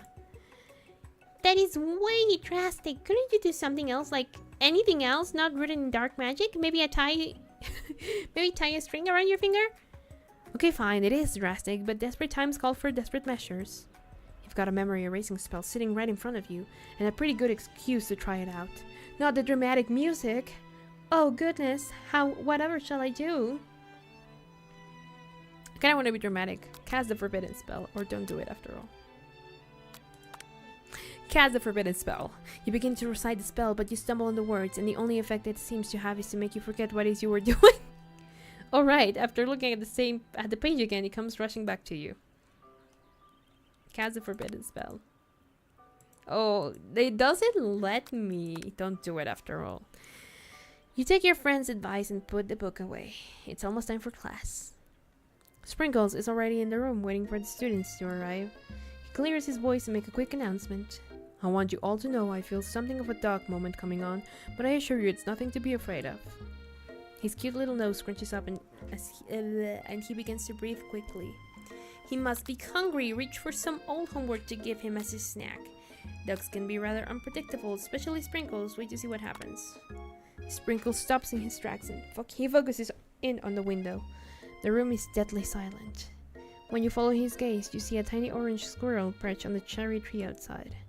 Sprinkle turns feral and runs to the window of the classroom. He begins barking uncontrollably at the squirrel outside. Terrence, I told you to never come back here! Terrence, I will destroy you! Terrence! Sprinkles is barking ferociously, drool flying off of his face. The squirrel looks over, but he doesn't say anything back. You wonder, is that even a talking squirrel? Who named him Terrence? You better not show your chubby cheeks around here ever again! After Sprinkles is satisfied that his presence has been felt by not only Terrence, but any other squirrel in hearing distance, he returns to his professional tone. I apologize for the outburst. This actually brings up an important point. Thank you, Leo, for reminding me to dole out this indispensable bit of wisdom. You see. But before he can go any further, Miriam's love drama spills over into the class. Sprinkles is interrupted by whirs and sparks coming from the back of the room. I told you to save it for after class. You think I wanted to be thrown from a plane strapped to a stranger? Miriam and Clank appear to be arguing, but you still haven't learned to speak Clank's language of mechanical noises. But no, you had to show off your cool kid friends Jeff and Joan, J and J forever. Watch us form a triangle in mid-air as we descend. Triangles are the shortest shape, don't you know? Yeah, well, that doesn't make it a great date. Then take Jeff and Joan with you. You can all hold hands as you pedal down the mountain or off a cliff for all I care. Oh my god. Clank begins to shudder. Steam pours out of the gaps in his panels, and then a loud ding stops him in his tracks. Oh no! No amount of seasoning is going to make me want to eat that, Clank. Ew! Clank burps out a completely deep-fried sneaker, considering that he himself has wheels, not feet. It's not entirely clear where it came from. In terms of deep-fried footwear, it looks okay.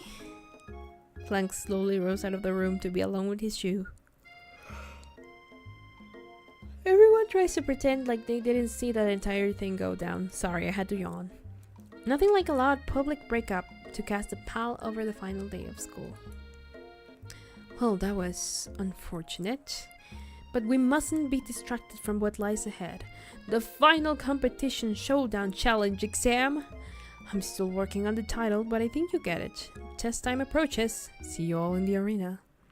But before you can think about your upcoming competition, there is a very beautiful soul nearby in need of a pep talk. Hey Miriam, are you okay? Okay, I'm so mad I could smash a tiny mug, spilling several droplets of hot cocoa all over the floor. How could he embarrass me in class like that, in front of everyone? Her tiny cocoa is a delicious treasure, so you know that this breakup is no joke, even if the source of her frustration is such a silly boy. I know that you know this, but I'm gonna say it out loud. You don't need anyone. Me and you, we're gonna cruise through this final test and hit the carpool lane to Success City.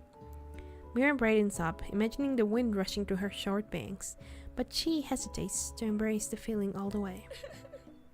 You're not going to saddle up with Colonel Sanders' stallion and ride off into the sunset without me? Of course not. Well, maybe sorta, but I'm sure there's a pony out there with your name on it, and a ranch big enough for both of us and whoever else we want to bring along.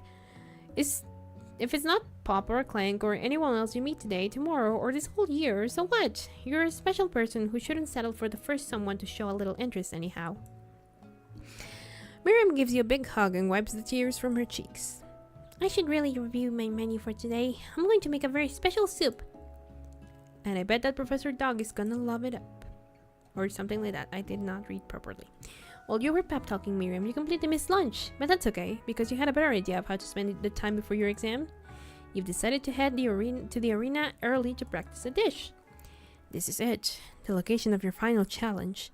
A test of will, a test of courage, a test of talent, and a chance to beat the pants off of Bam Bam and the supposed Man and his evilier counterpart, Ashlevel. As planned, you begin to run through a quick test of a recipe you've been working on, Leo's famous chicken pot pie.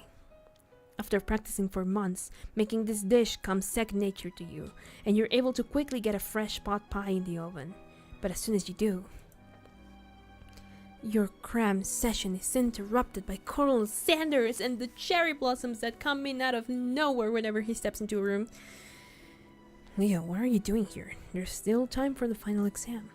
Oh, just taking it all in. I'm beginning to visualizing success. I'm looking at my station and picturing victory. The pot pie has begun to bake, and the smell is slowly filling the space around you. Visualizing, huh? That's too bad. I was hoping you were here cooking something delicious. You'd usually happily share your food with anyone who is hungry, but the last time you let Colonel Sanders get in your head, it caused you a cook-off. You decide that it's time to put your cooking above your romantic desires, but that decision gets hard to stick to when ignore it like there was no sound at all, or fess up about your practice dish. I mean, okay, you got me. I'm doing a little bit more than visualizing. I know, my nose can smell a pot pie from 400 yards. That's an oddly specific distance, but you'd expect nothing less from such an oddly specific man. You knew it was a pot pie just from the smell? Not just a pot pie, but a chicken pot pie. with an all-butter crust. And my nose is telling me something else. Oh no, is it burning? No, I can smell that it was made with a heaping helping of TLC. But it'll probably start burning any second if you don't pull it out. The moment of truth. Wow.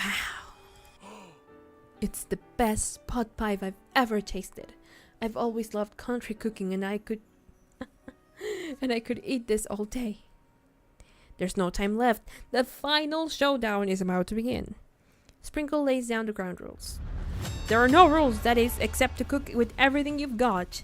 You step up for the cook-off of a lifetime. You decide that mac and cheese plus the pot pie you've been practicing are just the dishes that'll push you over the edge to victory. Sorry, I got hiccups. Meanwhile, both Ben and Ashla are prepping wildly elaborate dishes, per their usual over-the-top selves. Miriam has her giant magnifying glass and several sets of tweezers. She's definitely prepared to go big, going small. Colonel Sanders seems to be harnessing his 11 herbs and spices, but he's trying to find a way to improve on something perfect. His original recipe are fried chicken. Registered, sorry. The intensity in the room starts at a full 10 out of 10 with a frenzy of action. Everyone's calling out really cool special cooking moves and as they prepare their food. Wow, this is getting serious. Colonel Sanders batters his chicken at it as it levitates through the air. A whoosh! Miriam furiously injects ingredients into an itty-bitty pot of broth. Best friend, Bastard Blaster. Ben flexes his pectorals as he chops up open sea urchin. Let's rock and roll. Ashla scoops her pastries off the tray with lightning speed. Shallow personality spatula. Even Clank gets into it. 5-dial pressure point chicken cooking technique. Wait, when did Clank learn to speak English? It's the singularity as was foretold.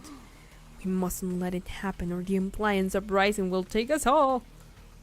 Self-destruct.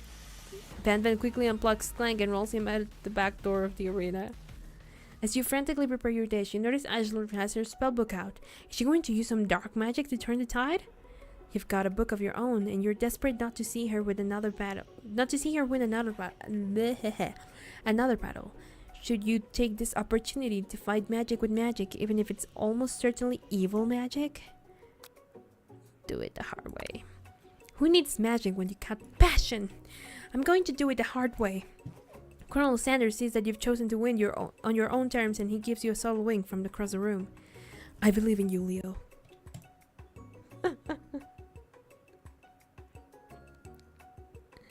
Oh my god. Miriam notices too. And I've always believed in you, Leo, since we were little kids, because I'm your best friend forever. You turn to notice that Miriam is at your station cheering for you. Miriam, what about your dish? If you're here cheering, who's cooking? Tiny food, short cook time. I'm actually already done, so I thought I'd help you. Oh, that's sweet, but Miriam tosses a handful of spices directly into your boiling noodles. It's the secret ingredient. However, she doesn't know that you lied and the ingredient was made up. And where in the world did she get an eye of newt from? The boiling pot explodes, sending Miriam flying backwards. The watery noodles begin to swirl in the air, bubbling up into a dark cloud that thickens and congeals before your very eyes. It is I, Steve, the spork monster. Steve? Wait, what happened to Borko? You're not here to battle me, are you? We spork monsters are many. I think Borko had the day off, but you have conjured Steve, and I hate to battle, so I'd say you're doing pretty alright. Oh hey, you're in the middle of a cooking competition. I love this stuff, it's better than TV. You crazy kids and your culinary skills really impress me. Mind if I hang out?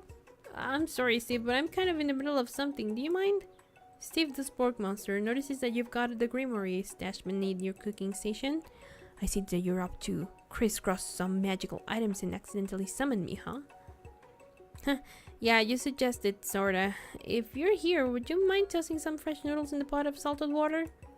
I'd love to. I've always wanted to be a top chef, actually. You know, when I was just a little spork pop back in the old country.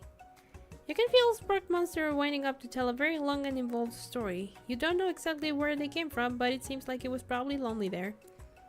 Actually, you know what? Maybe you should watch from the stands. I really need to focus on this competition. I understand. It's kind of like that time in monster school that I had fallen asleep during scare tactics class, and when I woke up, it's just a serious stare at Steve, and blah, blah, and he takes the hint. Never mind, I'll tell you later. Good luck. Having suffered this huge setback, you don't know how you could ever win. Give up and drop out of culinary school. You summon your extra power from deep within yourself. I can do this. I have what it takes. I came here to win. Your hair turns mac and cheese orange as culinary energy flows through your body. My heart is pure. My hands are steady. My taste buds have been preparing their entire lives for. Yes, Leo, you are the chosen one and you will avenge me. The power you'd been summoning immediately fades back out. You interrupted my inspiring monologue. Sorry. My heart is pure, my hands are steady, my taste buds have been preparing their entire lives for this moment. I will show the world my cookery. You begin to levitate off the off of the ground. The energy courses through your body. You know that with this power you can do anything except turn back time, which would be super useful because while you were powering up, your chicken pot pie was no! Your chicken pot pie overcooked in the oven and can't be served. But don't worry, dear Leo. You may have suffered some setbacks, but all is not lost. Impressed with your fortitude, Colin Sanders decides that you have earned his support. I've been watching you today, and I must say, I'm truly impressed. You've been thinking of on your feet, and rolling with the punches. He steps up to your station and stands right beside you. I'm here to help. All you've managed to make is mac and cheese, and time is almost up, so you're going to need it. But Colonel Sanders, what about the test? What will happen to you? What about the rules? Following the rules has never been my thing. I follow my heart. What a guy. Colonel Sanders unfolds a delicate white towel to reveal the most delicious fried chicken tenders you've ever laid your eyes on. And besides, sometimes unexpected combinations can have surprising effects that surpass their individual efforts. Are you suggesting? If we combine forces, we can form the perfect food union. Time's up, students! With time expired, it's the moment everyone has been waiting for. You must now prepare to present your dishes. A handful of students stand tall, but the class seems incomplete. It seems we're missing students. Pop? Clank? From off-screen, you hear a pure and innocent giggle that can only come from one student. Hehe, I'm flying! It sounds like it's coming from that broom closet over there. Miriam, would you mind? Instead of the closet, you see Pop hanging on a broom hook by the elastic of his underpants. Pop, get down from there right now. Let me guess, did Van Van have something to do with this? When someone asks for a wedgie, who am I to refuse? I thought a wedgie was a salad. It looks like Pop is eliminated from the challenge, seeing how he didn't cook anything. I can't feel my legs, may I be excused? Sure. You kids and your pranks, I must say, it's not the worst prank in the UCSAL history, but it's not exactly your book material. Wait a second, Prank. Clank! Where did the pressure cooker roll off to? You wait to hear a signature, where beep, or other onomatopoeia, but there's none. Somehow he must have got it unplugged, I guess. We'll have to figure that out later. That leaves only 4 remaining students. Please collect your final projects. Yes, it has been a long semester. Wow, 3 whole days long. But after days of hard work, the time has come for me to eat. Miriam, please step forward.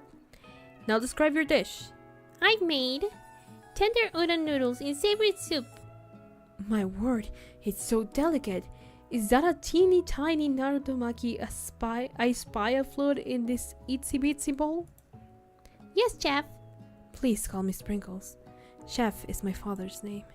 Yes, Sprinkles, and some green tea made from baby tea leaves that I picked myself. Sprinkles carefully sniffs around the dish before opening his mouth and letting just the tip of his pink dog tongue dip into the bowl. Sublime. Would anyone else like a taste? Oh, come on, I'm not one of those dogs who doesn't floss. I even have a really cute electric toothbrush for dogs. Fine, I'll enjoy it all by myself. And in a flash, the entire meal has been devoured. Not that it took much, it was less than a thimble's worth of soup. A+, rarely do I taste a dish with as much love poured into it as yours. Miriam is overjoyed. She gives you a huge hug. Thank you, Leo, for helping me to believe in myself. Ban, you're up. Now describe your dish. I made. Ooh. Uni over smooth egg custard in an axe-hewn urchin shell, topped with caviar. Did you skewer one type of urchin with spines from a second different color type of urchin? Yes, Sprinkles. A bit much, don't you think? That's exactly what I did it. A bit much is my kind of brand. Doesn't it look cool? Sprinkle leans in to whiff the uni, but he can't get his nose close on account of all the spikes. He begins to pow at it erratically, causing the custard to slosh around. Ooh, please be gentle with my cuisine. Finally, Sprinkle goes all in, tongue first, but he can't get past all the needles. He reels back as his tongue is poked and prodded. Youch, my tongue! The professor appears to be having an allergic reaction to this thing. No! I can't did it! I keep poking my tongue! Disqualified! A stunning turn of events. Who would have thought that serving food in a bowl made of needles could make it difficult to eat? Dejected, Ban does not go gentle into the night. Disqualified for glamour! Don't discount implicity. This isn't the last you've heard of me! Before forcing us to endure his swollen tongue for another moment, Sprinkle graciously laps up a bowl of milk. I know, yeah, I'm a dog and I drink milk, get over it. Sometimes it helps calm my agitated tongue. Next student, Ashley, it's time to step up. Now describe your dish. I made orange blossom Turkish delight in a light rosewater syrup, topped with French meringue and connected by sugar glass. That actually doesn't sound too bad. Indeed, it's quite delightful. However, I'd ask that you please refrain from eating it or attempting to taste it in any way. It's very fragile and meant to be a display piece. Don't eat the food at a cooking school? Got toast in your ears or something, Leo? I told you it's a display piece. I must say, it is beautiful. However, this is a cooking competition at a cooking school. Yeah, which is why I cooked it and did an extremely good job cooking it too. I didn't realize that we were having an eating exam. If I wanted to be judged on eating, I'd go to College of Eating, School for the Hungry. Uh-oh. I suppose you could smell it if you're absolutely insisted, but don't breathe too hard. You might disrupt the sugar spiral. If the food cannot be eaten, it cannot be judged. You are disqualified. Rage overtakes Ashley as she finally cannot keep her two-faced routine up. You wouldn't know high-end cuisine if it cooked you. And with that, Ashley stumbles off to rededicate herself to being the best, but this time without being shackled by trying to be fake nice and liked by everyone. This isn't the last you've heard of me either. If this class gets much smaller, I'll be teaching myself. You and Colonel Sanders, the final cooks, step up together.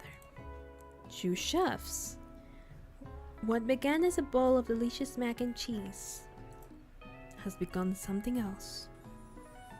Oh my god. That actually doesn't sound half bad, to be honest. He examines it closely, sniffing and eyeing the bowl. Uh-oh, I don't have a good feeling about this. From somewhere in the room, a literal rumble plays. Just when I thought I saved everything in this kitchen, you give me this thing. And completely blow me away. In my 49 dog years of life, I have never tasted anything so delicious and perfectly balanced. It's so delicious, in fact, that everyone passes the class. You pass, and you pass, and you get a pass. Everyone gets a pass. Everyone gathers around and partakes of the mac and cheese bowl. They all seem to transcend this reality into another dimension. You win!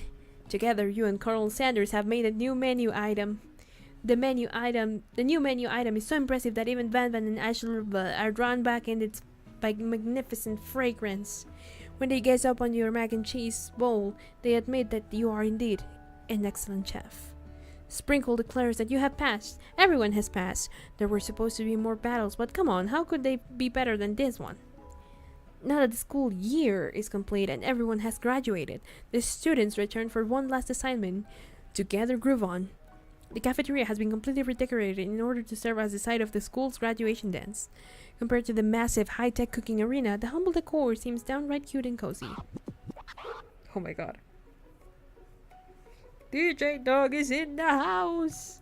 Ow! You knew that Sprinkles was a master chef, but also a world-renowned turntablist? Who says you can't teach an old dog new tricks? Ben and Ash tell everyone that they've committed themselves to righting the wrongs they did while they were the villains. For a moment, you actually believe them. Not another haunting. No ghosts allowed in graduation. It's clearly written in the school bylaws.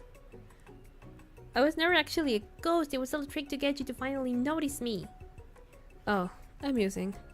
And now that everyone is together, it's the Spork Monster. He has finally mellowed out. Everyone, the Spork Monster is no more. From here on out, I prefer that everyone refer to me by my new name, Party Monster. Students tried to finish that what he had. Oh, my phone is about to die. No, my charger isn't here. Oh, it's gonna die. This is like a bedtime story, kind of. What was I looking at? I forgot. Students tried to finish what he had to say, but everyone is too wrapped up talking to Party Monster. Dejected, student walks off. Maybe things didn't work out for Miriam romantically, but she found the love in her cooking, and you know she's gonna do great. A red carpet rolls out across the floor of the ballroom. It's like a Hollywood movie premiere. Who would command such an entrance? It's Bob. He's arrived late to the dance, but apparently for good reason. Walking the carpet, you see perched atop of his dirty chef's hat. A crown? Welcome back, Bob. I know you weren't able to complete the final exam and accept your diploma, so we had it mailed directly to your father. We figured it was the last thing we could do for the school's dean. Oh, now I get it. And we get a new wing on the school, not to mention the honor of educating the son of the Chancellor of The music at the dance is interrupted by the sound of sparking and electrical hissing. It's Clank who has arrived late to the dance. Now that I have graduated, I can reveal my truth. Well, he's still doing the talking thing. I am Clank, and I am not of this earth. I am actually from faraway planet in another dimension. What? What? I actually feel like I knew this whole time. Now that I have learned the ways of your kind, I must return. Miriam, will you come with me? I don't know what to say. Besides, no, obviously. I have just begun to learn who I really am. This is the time for me to devote my life to figuring out who you are, Clank. You're blown away by Miriam's maturity. It's pretty clear she has managed to surpass you in that regard. I understand. Kind of. Humans are weird. A portal opens up and Clank disappears through it. Finally, Colonel Sanders arrives with his cherry blossom petals flying in the wind. Howdy, classmates.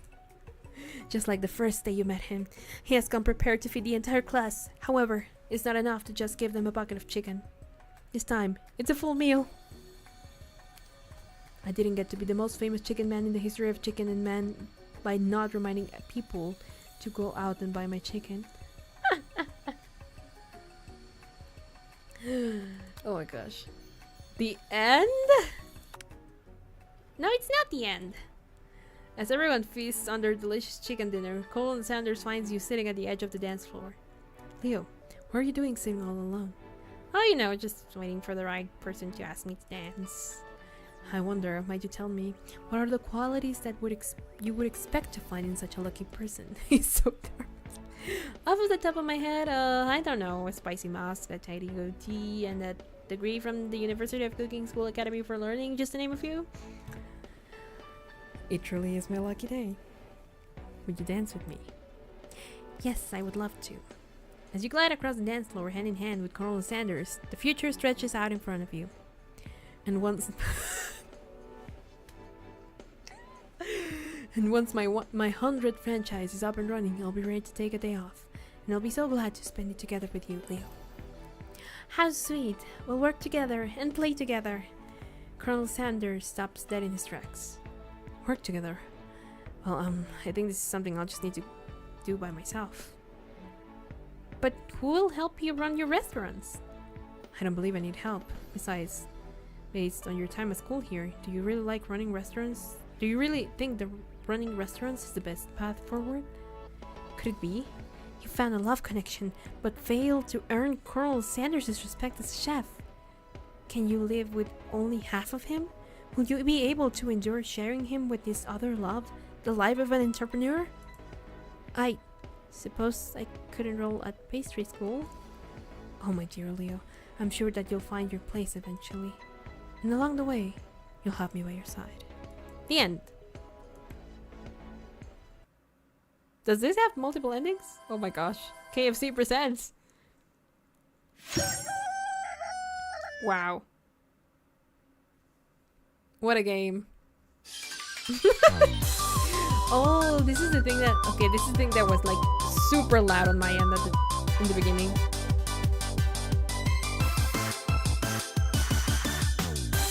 Oh my god, they made a whole intro for it. Or outro? I don't know what it would count as.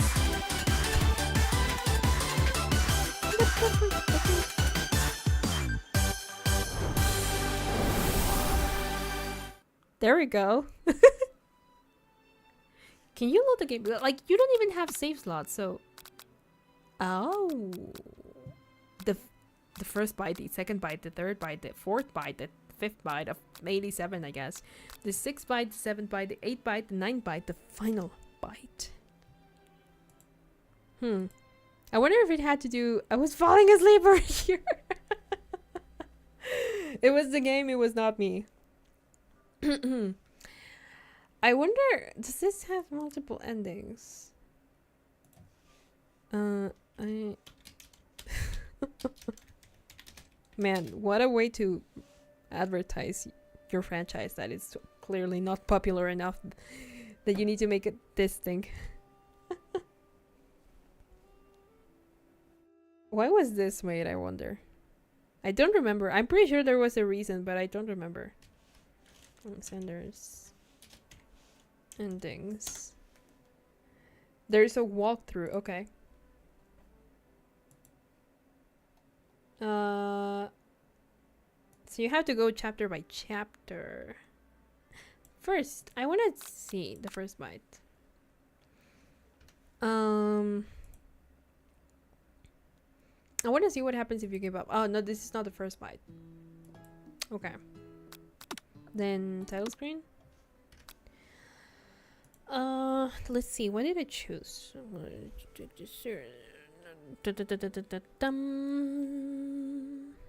Okay, fine. We shall start a new game. I shall not have my name in caps anymore, or I still do anyway, because this thing keeps it in caps. Lipo, no. Okay. Let us rush through the chapters. And then the thing starts making noise. You need to take this seriously. I better make sure to arrive prepared for the first day. Teeth brush, hair comb. Yeah, it's deodorized. Nothing can stop you now. I did not do this the first time. Okay, and then you grab the biscuit and go running out. And then you meet Miriam. Sorry. I need water, but I don't have any, so I'm gonna have to wait until the stream ends. We changed the subject last time. Let's pep talk her. Remember last month when we saw that fortune teller and had our tarot cards read? The lady with the mask who gave me nightmares? I've been trying to forget. I know she looks spooky, but she was so sweet, and she told you that you were destined for great things. Remember that card with the fancy-looking tower? And that other card featuring the handsome fellow in the red suit? I've been waiting for so long to meet a handsome fellow I could call my own. And I'm sure you will soon. In no time, we'll be graduating, and you'll be delighting the world with your heartfelt cooking in no time at all. You know what? Maybe everything will be okay after all. And if not, at least I have these killer bangs. Sure, you do. Can you believe I cut them myself? You can definitely believe it. I cannot believe it. Before you can get another war out. Okay, there we go. The rivals.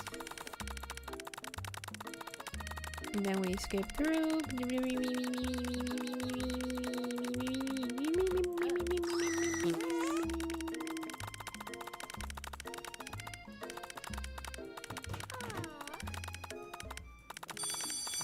And there's the dog. Hold on. Oh. I can pull up chat again. I think. There we go.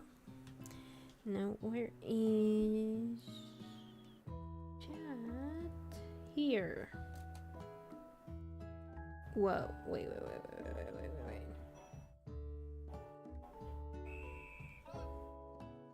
What? I was trying to get the chat on my phone and then I could not move that thing. And it still doesn't let me see the chat. Why? There we go. Okay. Yeah, the cute dog is your professor, then Colonel Sanders walks in the room.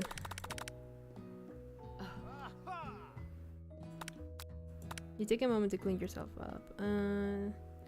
It's a good thing that you didn't forget about that deodorant this morning. This classroom is hot.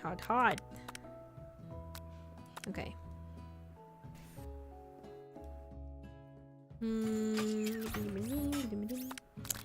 We said chicken snack last time. I'm thinking that's correct because he got happy about it. So chicken snack. And then you sit with Colonel Sanders. And it's extremely important to wash your hands. Then it was like feather. And then a spork. And then anything as long as prepared with love and not too much salt. And then the best boy. And we get perfect at 5 out of 5. He's intrigued by my brain. And then he gives us the chicken, the bucket of chicken. Now this one I don't remember what I chose.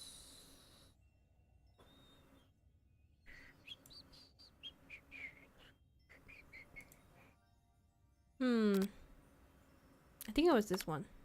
And then that's when he gave us like the other secret ingredient and stuff. And then what?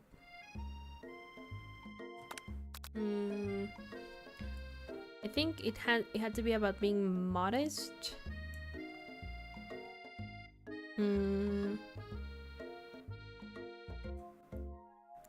Be modest and thoughtful. Yeah, there we go. And then clank like last time. And then the grandmother's mashed potatoes and gravy. And then Colonel Sanders' hunk of hunks in your time of need.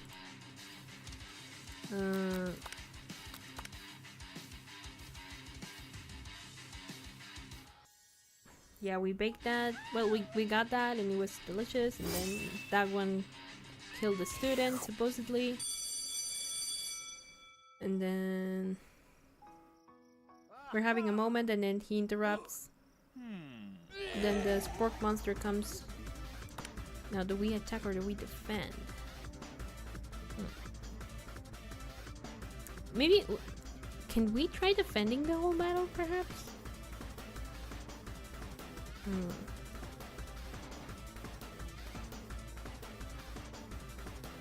Defend. Trepidation.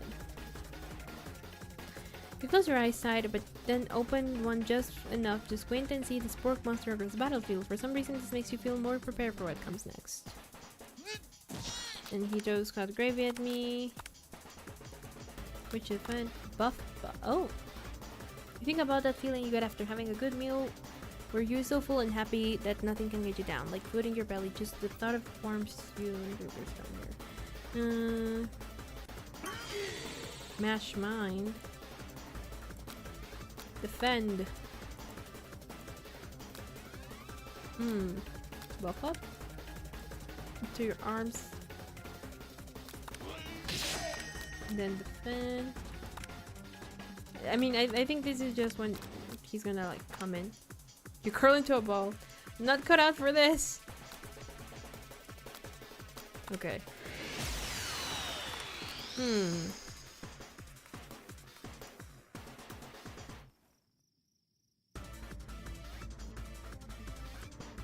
Then spare.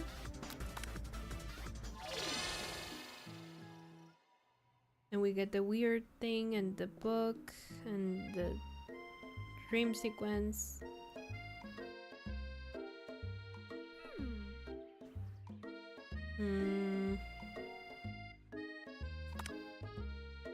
Oh, right, about this, the secret ingredient.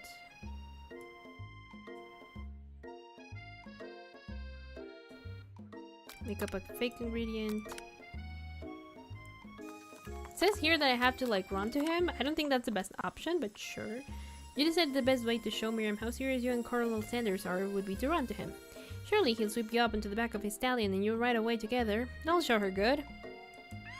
Oh, Colonel, my Colonel! However, your sudden movements surprise the horse and it rears up, kicking you directly in the face. Cool. Oh, I here to deliver a message. You remember this exactly as I said. If you forget, the world could end, so you know it's serious. I have been trapped in the realm beyond, but a great prophecy relies on my return. Only you can save me. All you need to do is repeat my name 3 times, and that name is... Okay. Oh my gosh. He roused you back to life with the statue of secret spices. Or is that just his natural seasoned musk? I mean, it's not that type of game, so they're not gonna let me kiss him, so I guess just compliment.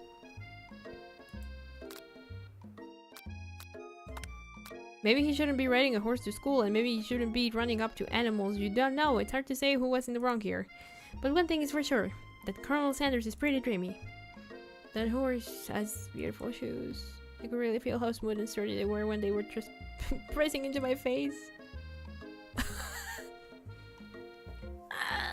So I'm assuming the reason why I didn't get the good ending is because I didn't get all the interactions that made like the love meter go up or whatever. Which are the most ridiculous ones apparently. Okay. And then they're using the spell book. You sit near the rivals, but leave your back turned to them. You even hear Van muttering something that sounds something like a magic spell. Huh. It's time for class and you're distracting the rest of us who want to learn. Now you've upset them. And then it's the same dialogue, okay.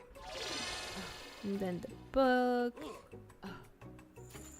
And the machine. And I forget why he's making like final moves, but whatever. Glass of water. Oh, because yeah, we don't pay attention to class. We're like daydreaming over Colonel Sanders. I forgot that was happening.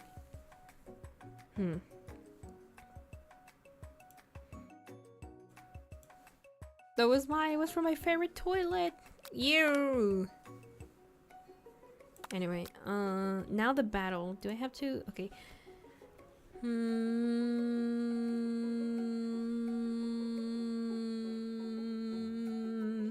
I'm assuming if we tell them you're on, it's just gonna immediately start. So, a bit of lunchtime competition, huh? Count me in. If I have to wipe the tables with you fools before I set my lunch down on it, then so be it. I like your gumption, Leo. Oh, so he likes the battle. I'll be watching your performance. Okay. Then we fight to the death. 100 Celsius. 11. I think it was gratitude. Okay, yes. And then the small town where big dreams are born. And then silence. And then I think these don't matter. So I'm just gonna along the beach. And then my hand gets crushed. And that dessert, and then internalize the rage you feel, and then we have like the whole thing with the colonel and the sport monster, which he never reacts to outside of like that one battle, which like it's surprising. I wonder what that's about. Okay, and then we're here. I think the better choice is to reveal it, right?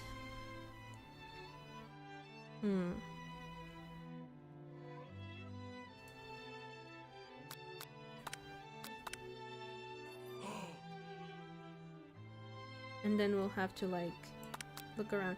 Oh, there's a lot of stuff that we can look around. Like, was this always available? I don't know. A scented candle. You pick it up and try to identify the smell. Power tool? Freshly starched color? Piece of wood floating in the lake? Summer of 69? Oh, it's one of the secret recipe ingredients. It's the redacted. The chicken? It's real chicken. Okay. Taxidermy must have been important to Colonel Sanders when he was alive.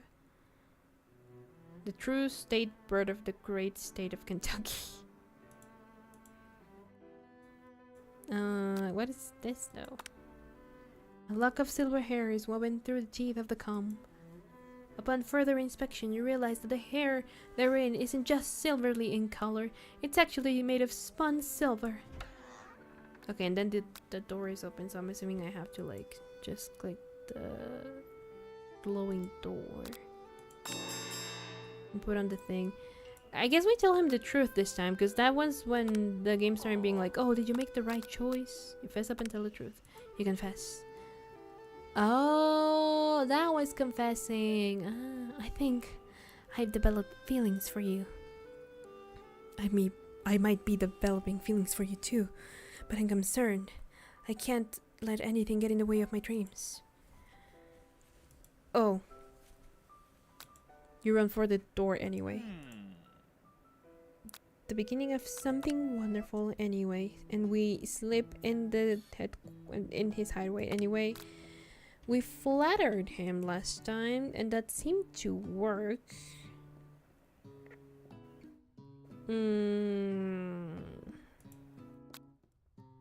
So flatter him, I guess. Yeah. Okay. And then yeah, we have the whole conversation with Miriam, who's not apparently a fan of us being with Colonel Sanders. And then what?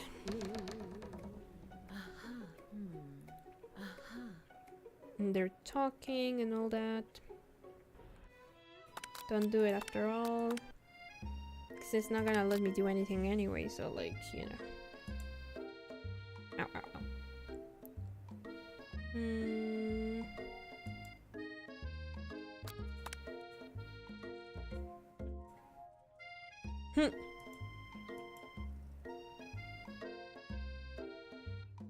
Oh, okay. You were studying something with cinnamon? Interesting.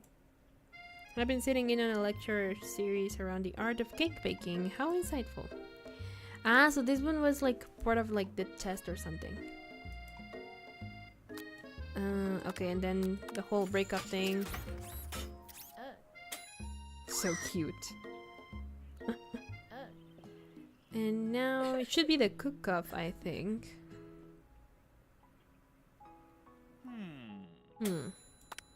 Yeah, fizz off about your practice dish.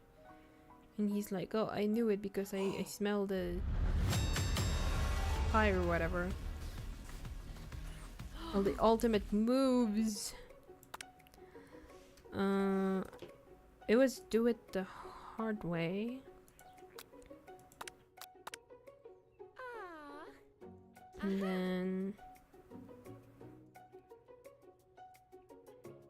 then what?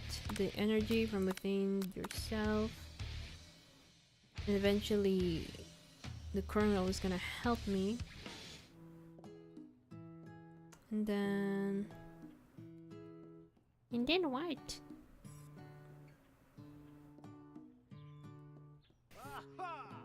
All the failed dishes.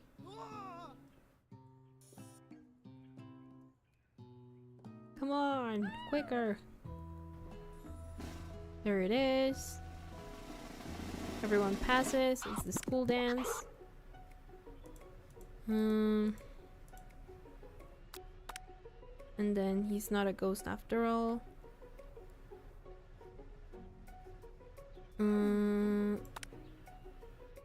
Yeah, the whole who I really am, and then there he is. It's a full meal. Not the end. Colonel Sanders? Yes, Lou. I couldn't help but wonder.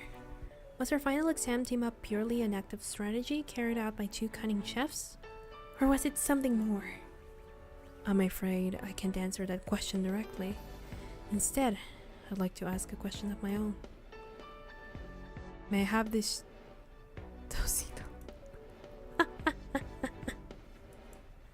His hand, the hand of a master chef, so dedicated to the craft of fine cookery, so tender yet refined, so milky smooth, fingers like finely battered drumsticks, turned in flour,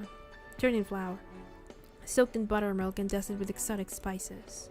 But they do not reach for tongues, a knife, or even spork. Tonight they reach for you. And though our feet may tire of dancing, I believe that this is just the beginning of our steps together. Colonel Sanders, will you not join me on the dance floor? Will you not only join me on the dance floor, but in the kitchen, as my co-chef and partner in both business and in life? You gasp. Could it be? Is he really saying? Me and you? Together? Ever since I met you, my dream has changed. It's not enough to simply open the world's greatest chain of fried chicken restaurants. Not even then, my life would be incomplete without you by my side. So, what do you say, partner? I say, Colonel Sanders. The for real end? Wow, that was a life-changing 3 days. Overwhelmed by everything that just happened between you and Colonel Sanders, you step outside to get some air. The quiet is dark and quiet. Too quiet. You start to smell something salty, potatoey, gravy-y. Just then, Spork Monster appears. Hi, Leo, you had some pretty sweet dance moves back there. Why, thank you. You weren't too shabby yourself. That moonwalk you did was pretty cool. Oh, you noticed? I'm so embarrassed. Anyways, I had something to ask you. You see, life as a potato-like creature is difficult. I have no place to call home other than people's nightmares. Oh, I had no idea. Adopt him. Oh my god. Should we adopt him?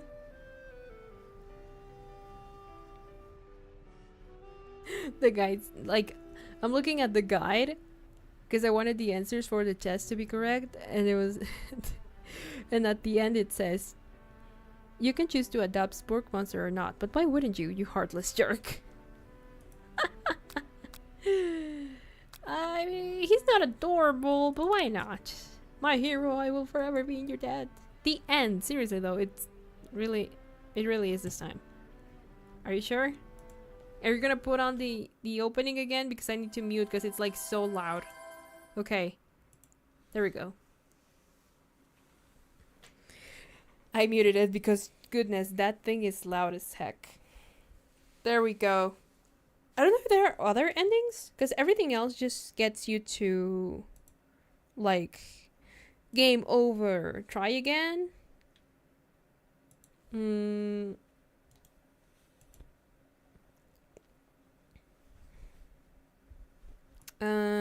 How many endings does Sanders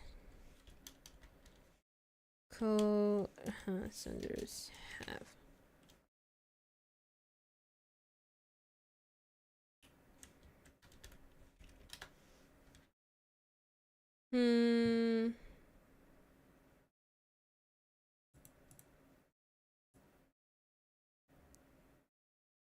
Like, that's the true ending. We got the other one.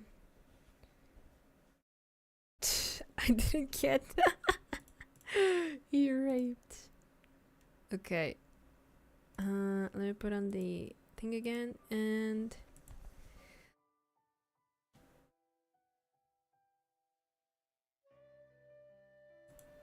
I can't get like a proper answer outside of the AI of Google, which I'm not. I got paired up with Colonel Sanders and tried to be a business partner, but got shut down on that or the other parts. A whole lot of dating in this dating.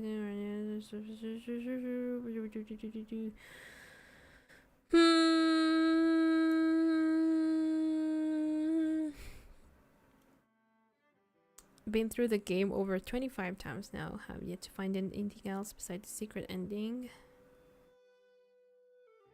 I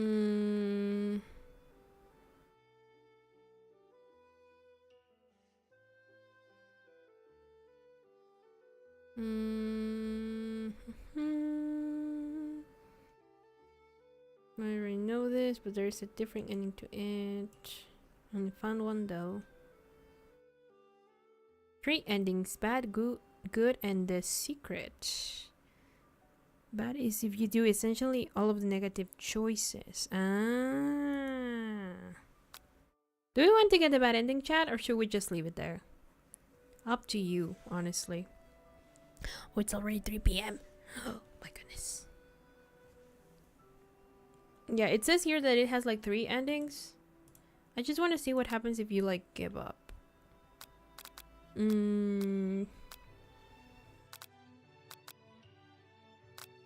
Where was it?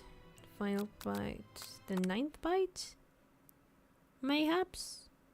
There was like, after you get all... Try to get all like the moves on him.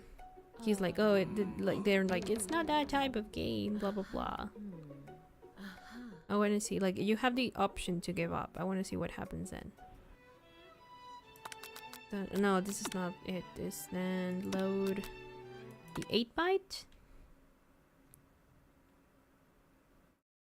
Maybe. Yes. No.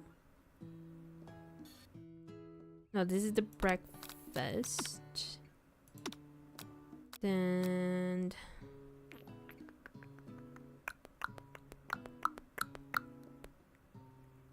the 7th bite.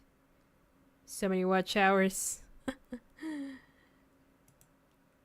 I don't know if the bad ending is worth it, TBH.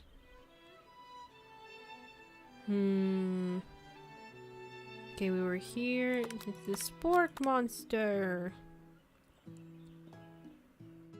Is this after? No, not yet. This is the point where reveal it.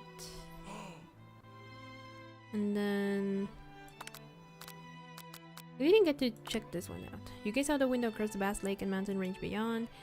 The ghost of student pops up.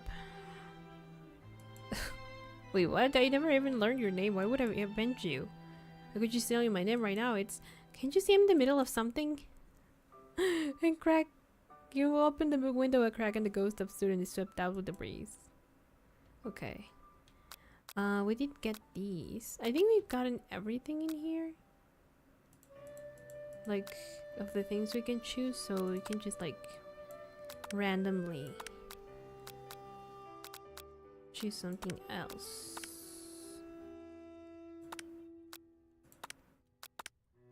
There we go. Doors open and then make a big move and then game over. What about give up? Flash of light, my eyes. Oh, it just that. Okay, never mind. Can I skip that? It doesn't let me.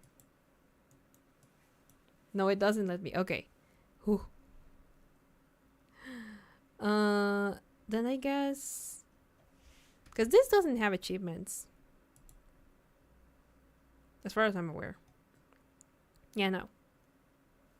9 lovable characters, multiple hours of playthrough. Yeah, multiple. Ditable Colonel Sanders, the secret ending, secret recipes, double cooking battles, battles, degree. Officially created by KFC. No, really. Yeah, I know. I can tell. But it doesn't say anything about the endings, just that there's a secret one, which is the good ending, I'm assuming, that we just got, so...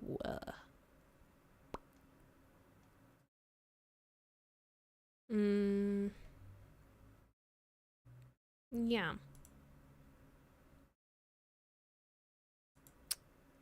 I think I'm gonna leave it there. I think this is good to leave it here. You know, like this is a good place to stop it.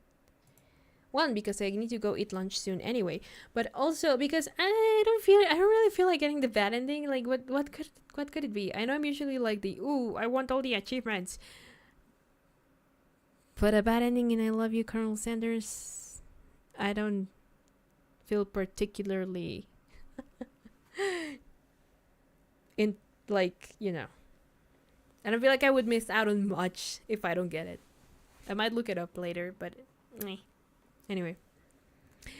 With that, guys, I guess this is it for today. Yeah. This has been the only stream for this week. Again, given what I said on the community post, I finally got my degree. I technically graduated like a year and some months ago, but I only finally got my degree last Tuesday. So it's been a pretty hectic week of going back and forth and then doing all the chores that I had to like put on pause and stuff. So I've been trying to take it easy this week. But yeah, so that's why I've been a little absent. I still wanted to do like this as a little thing, as a treat before Valentine's, because you know, like I can't I can stream on Saturdays due to my schedule, but my brother also got his master's degree at Tuesday. Let's go. But yeah, so I will be streaming, I was thinking maybe Sunday, but I'm finding it might be rather difficult because of a dinner that I have with my mom that day. So yeah, so probably up until Wednesday. I did schedule already like the whole Genshin streams. There is an upload today if I remember correctly, because I scheduled it, but I don't remember at what time I scheduled it. YouTube Studio, help me. What did I do? When did I put it? Show me.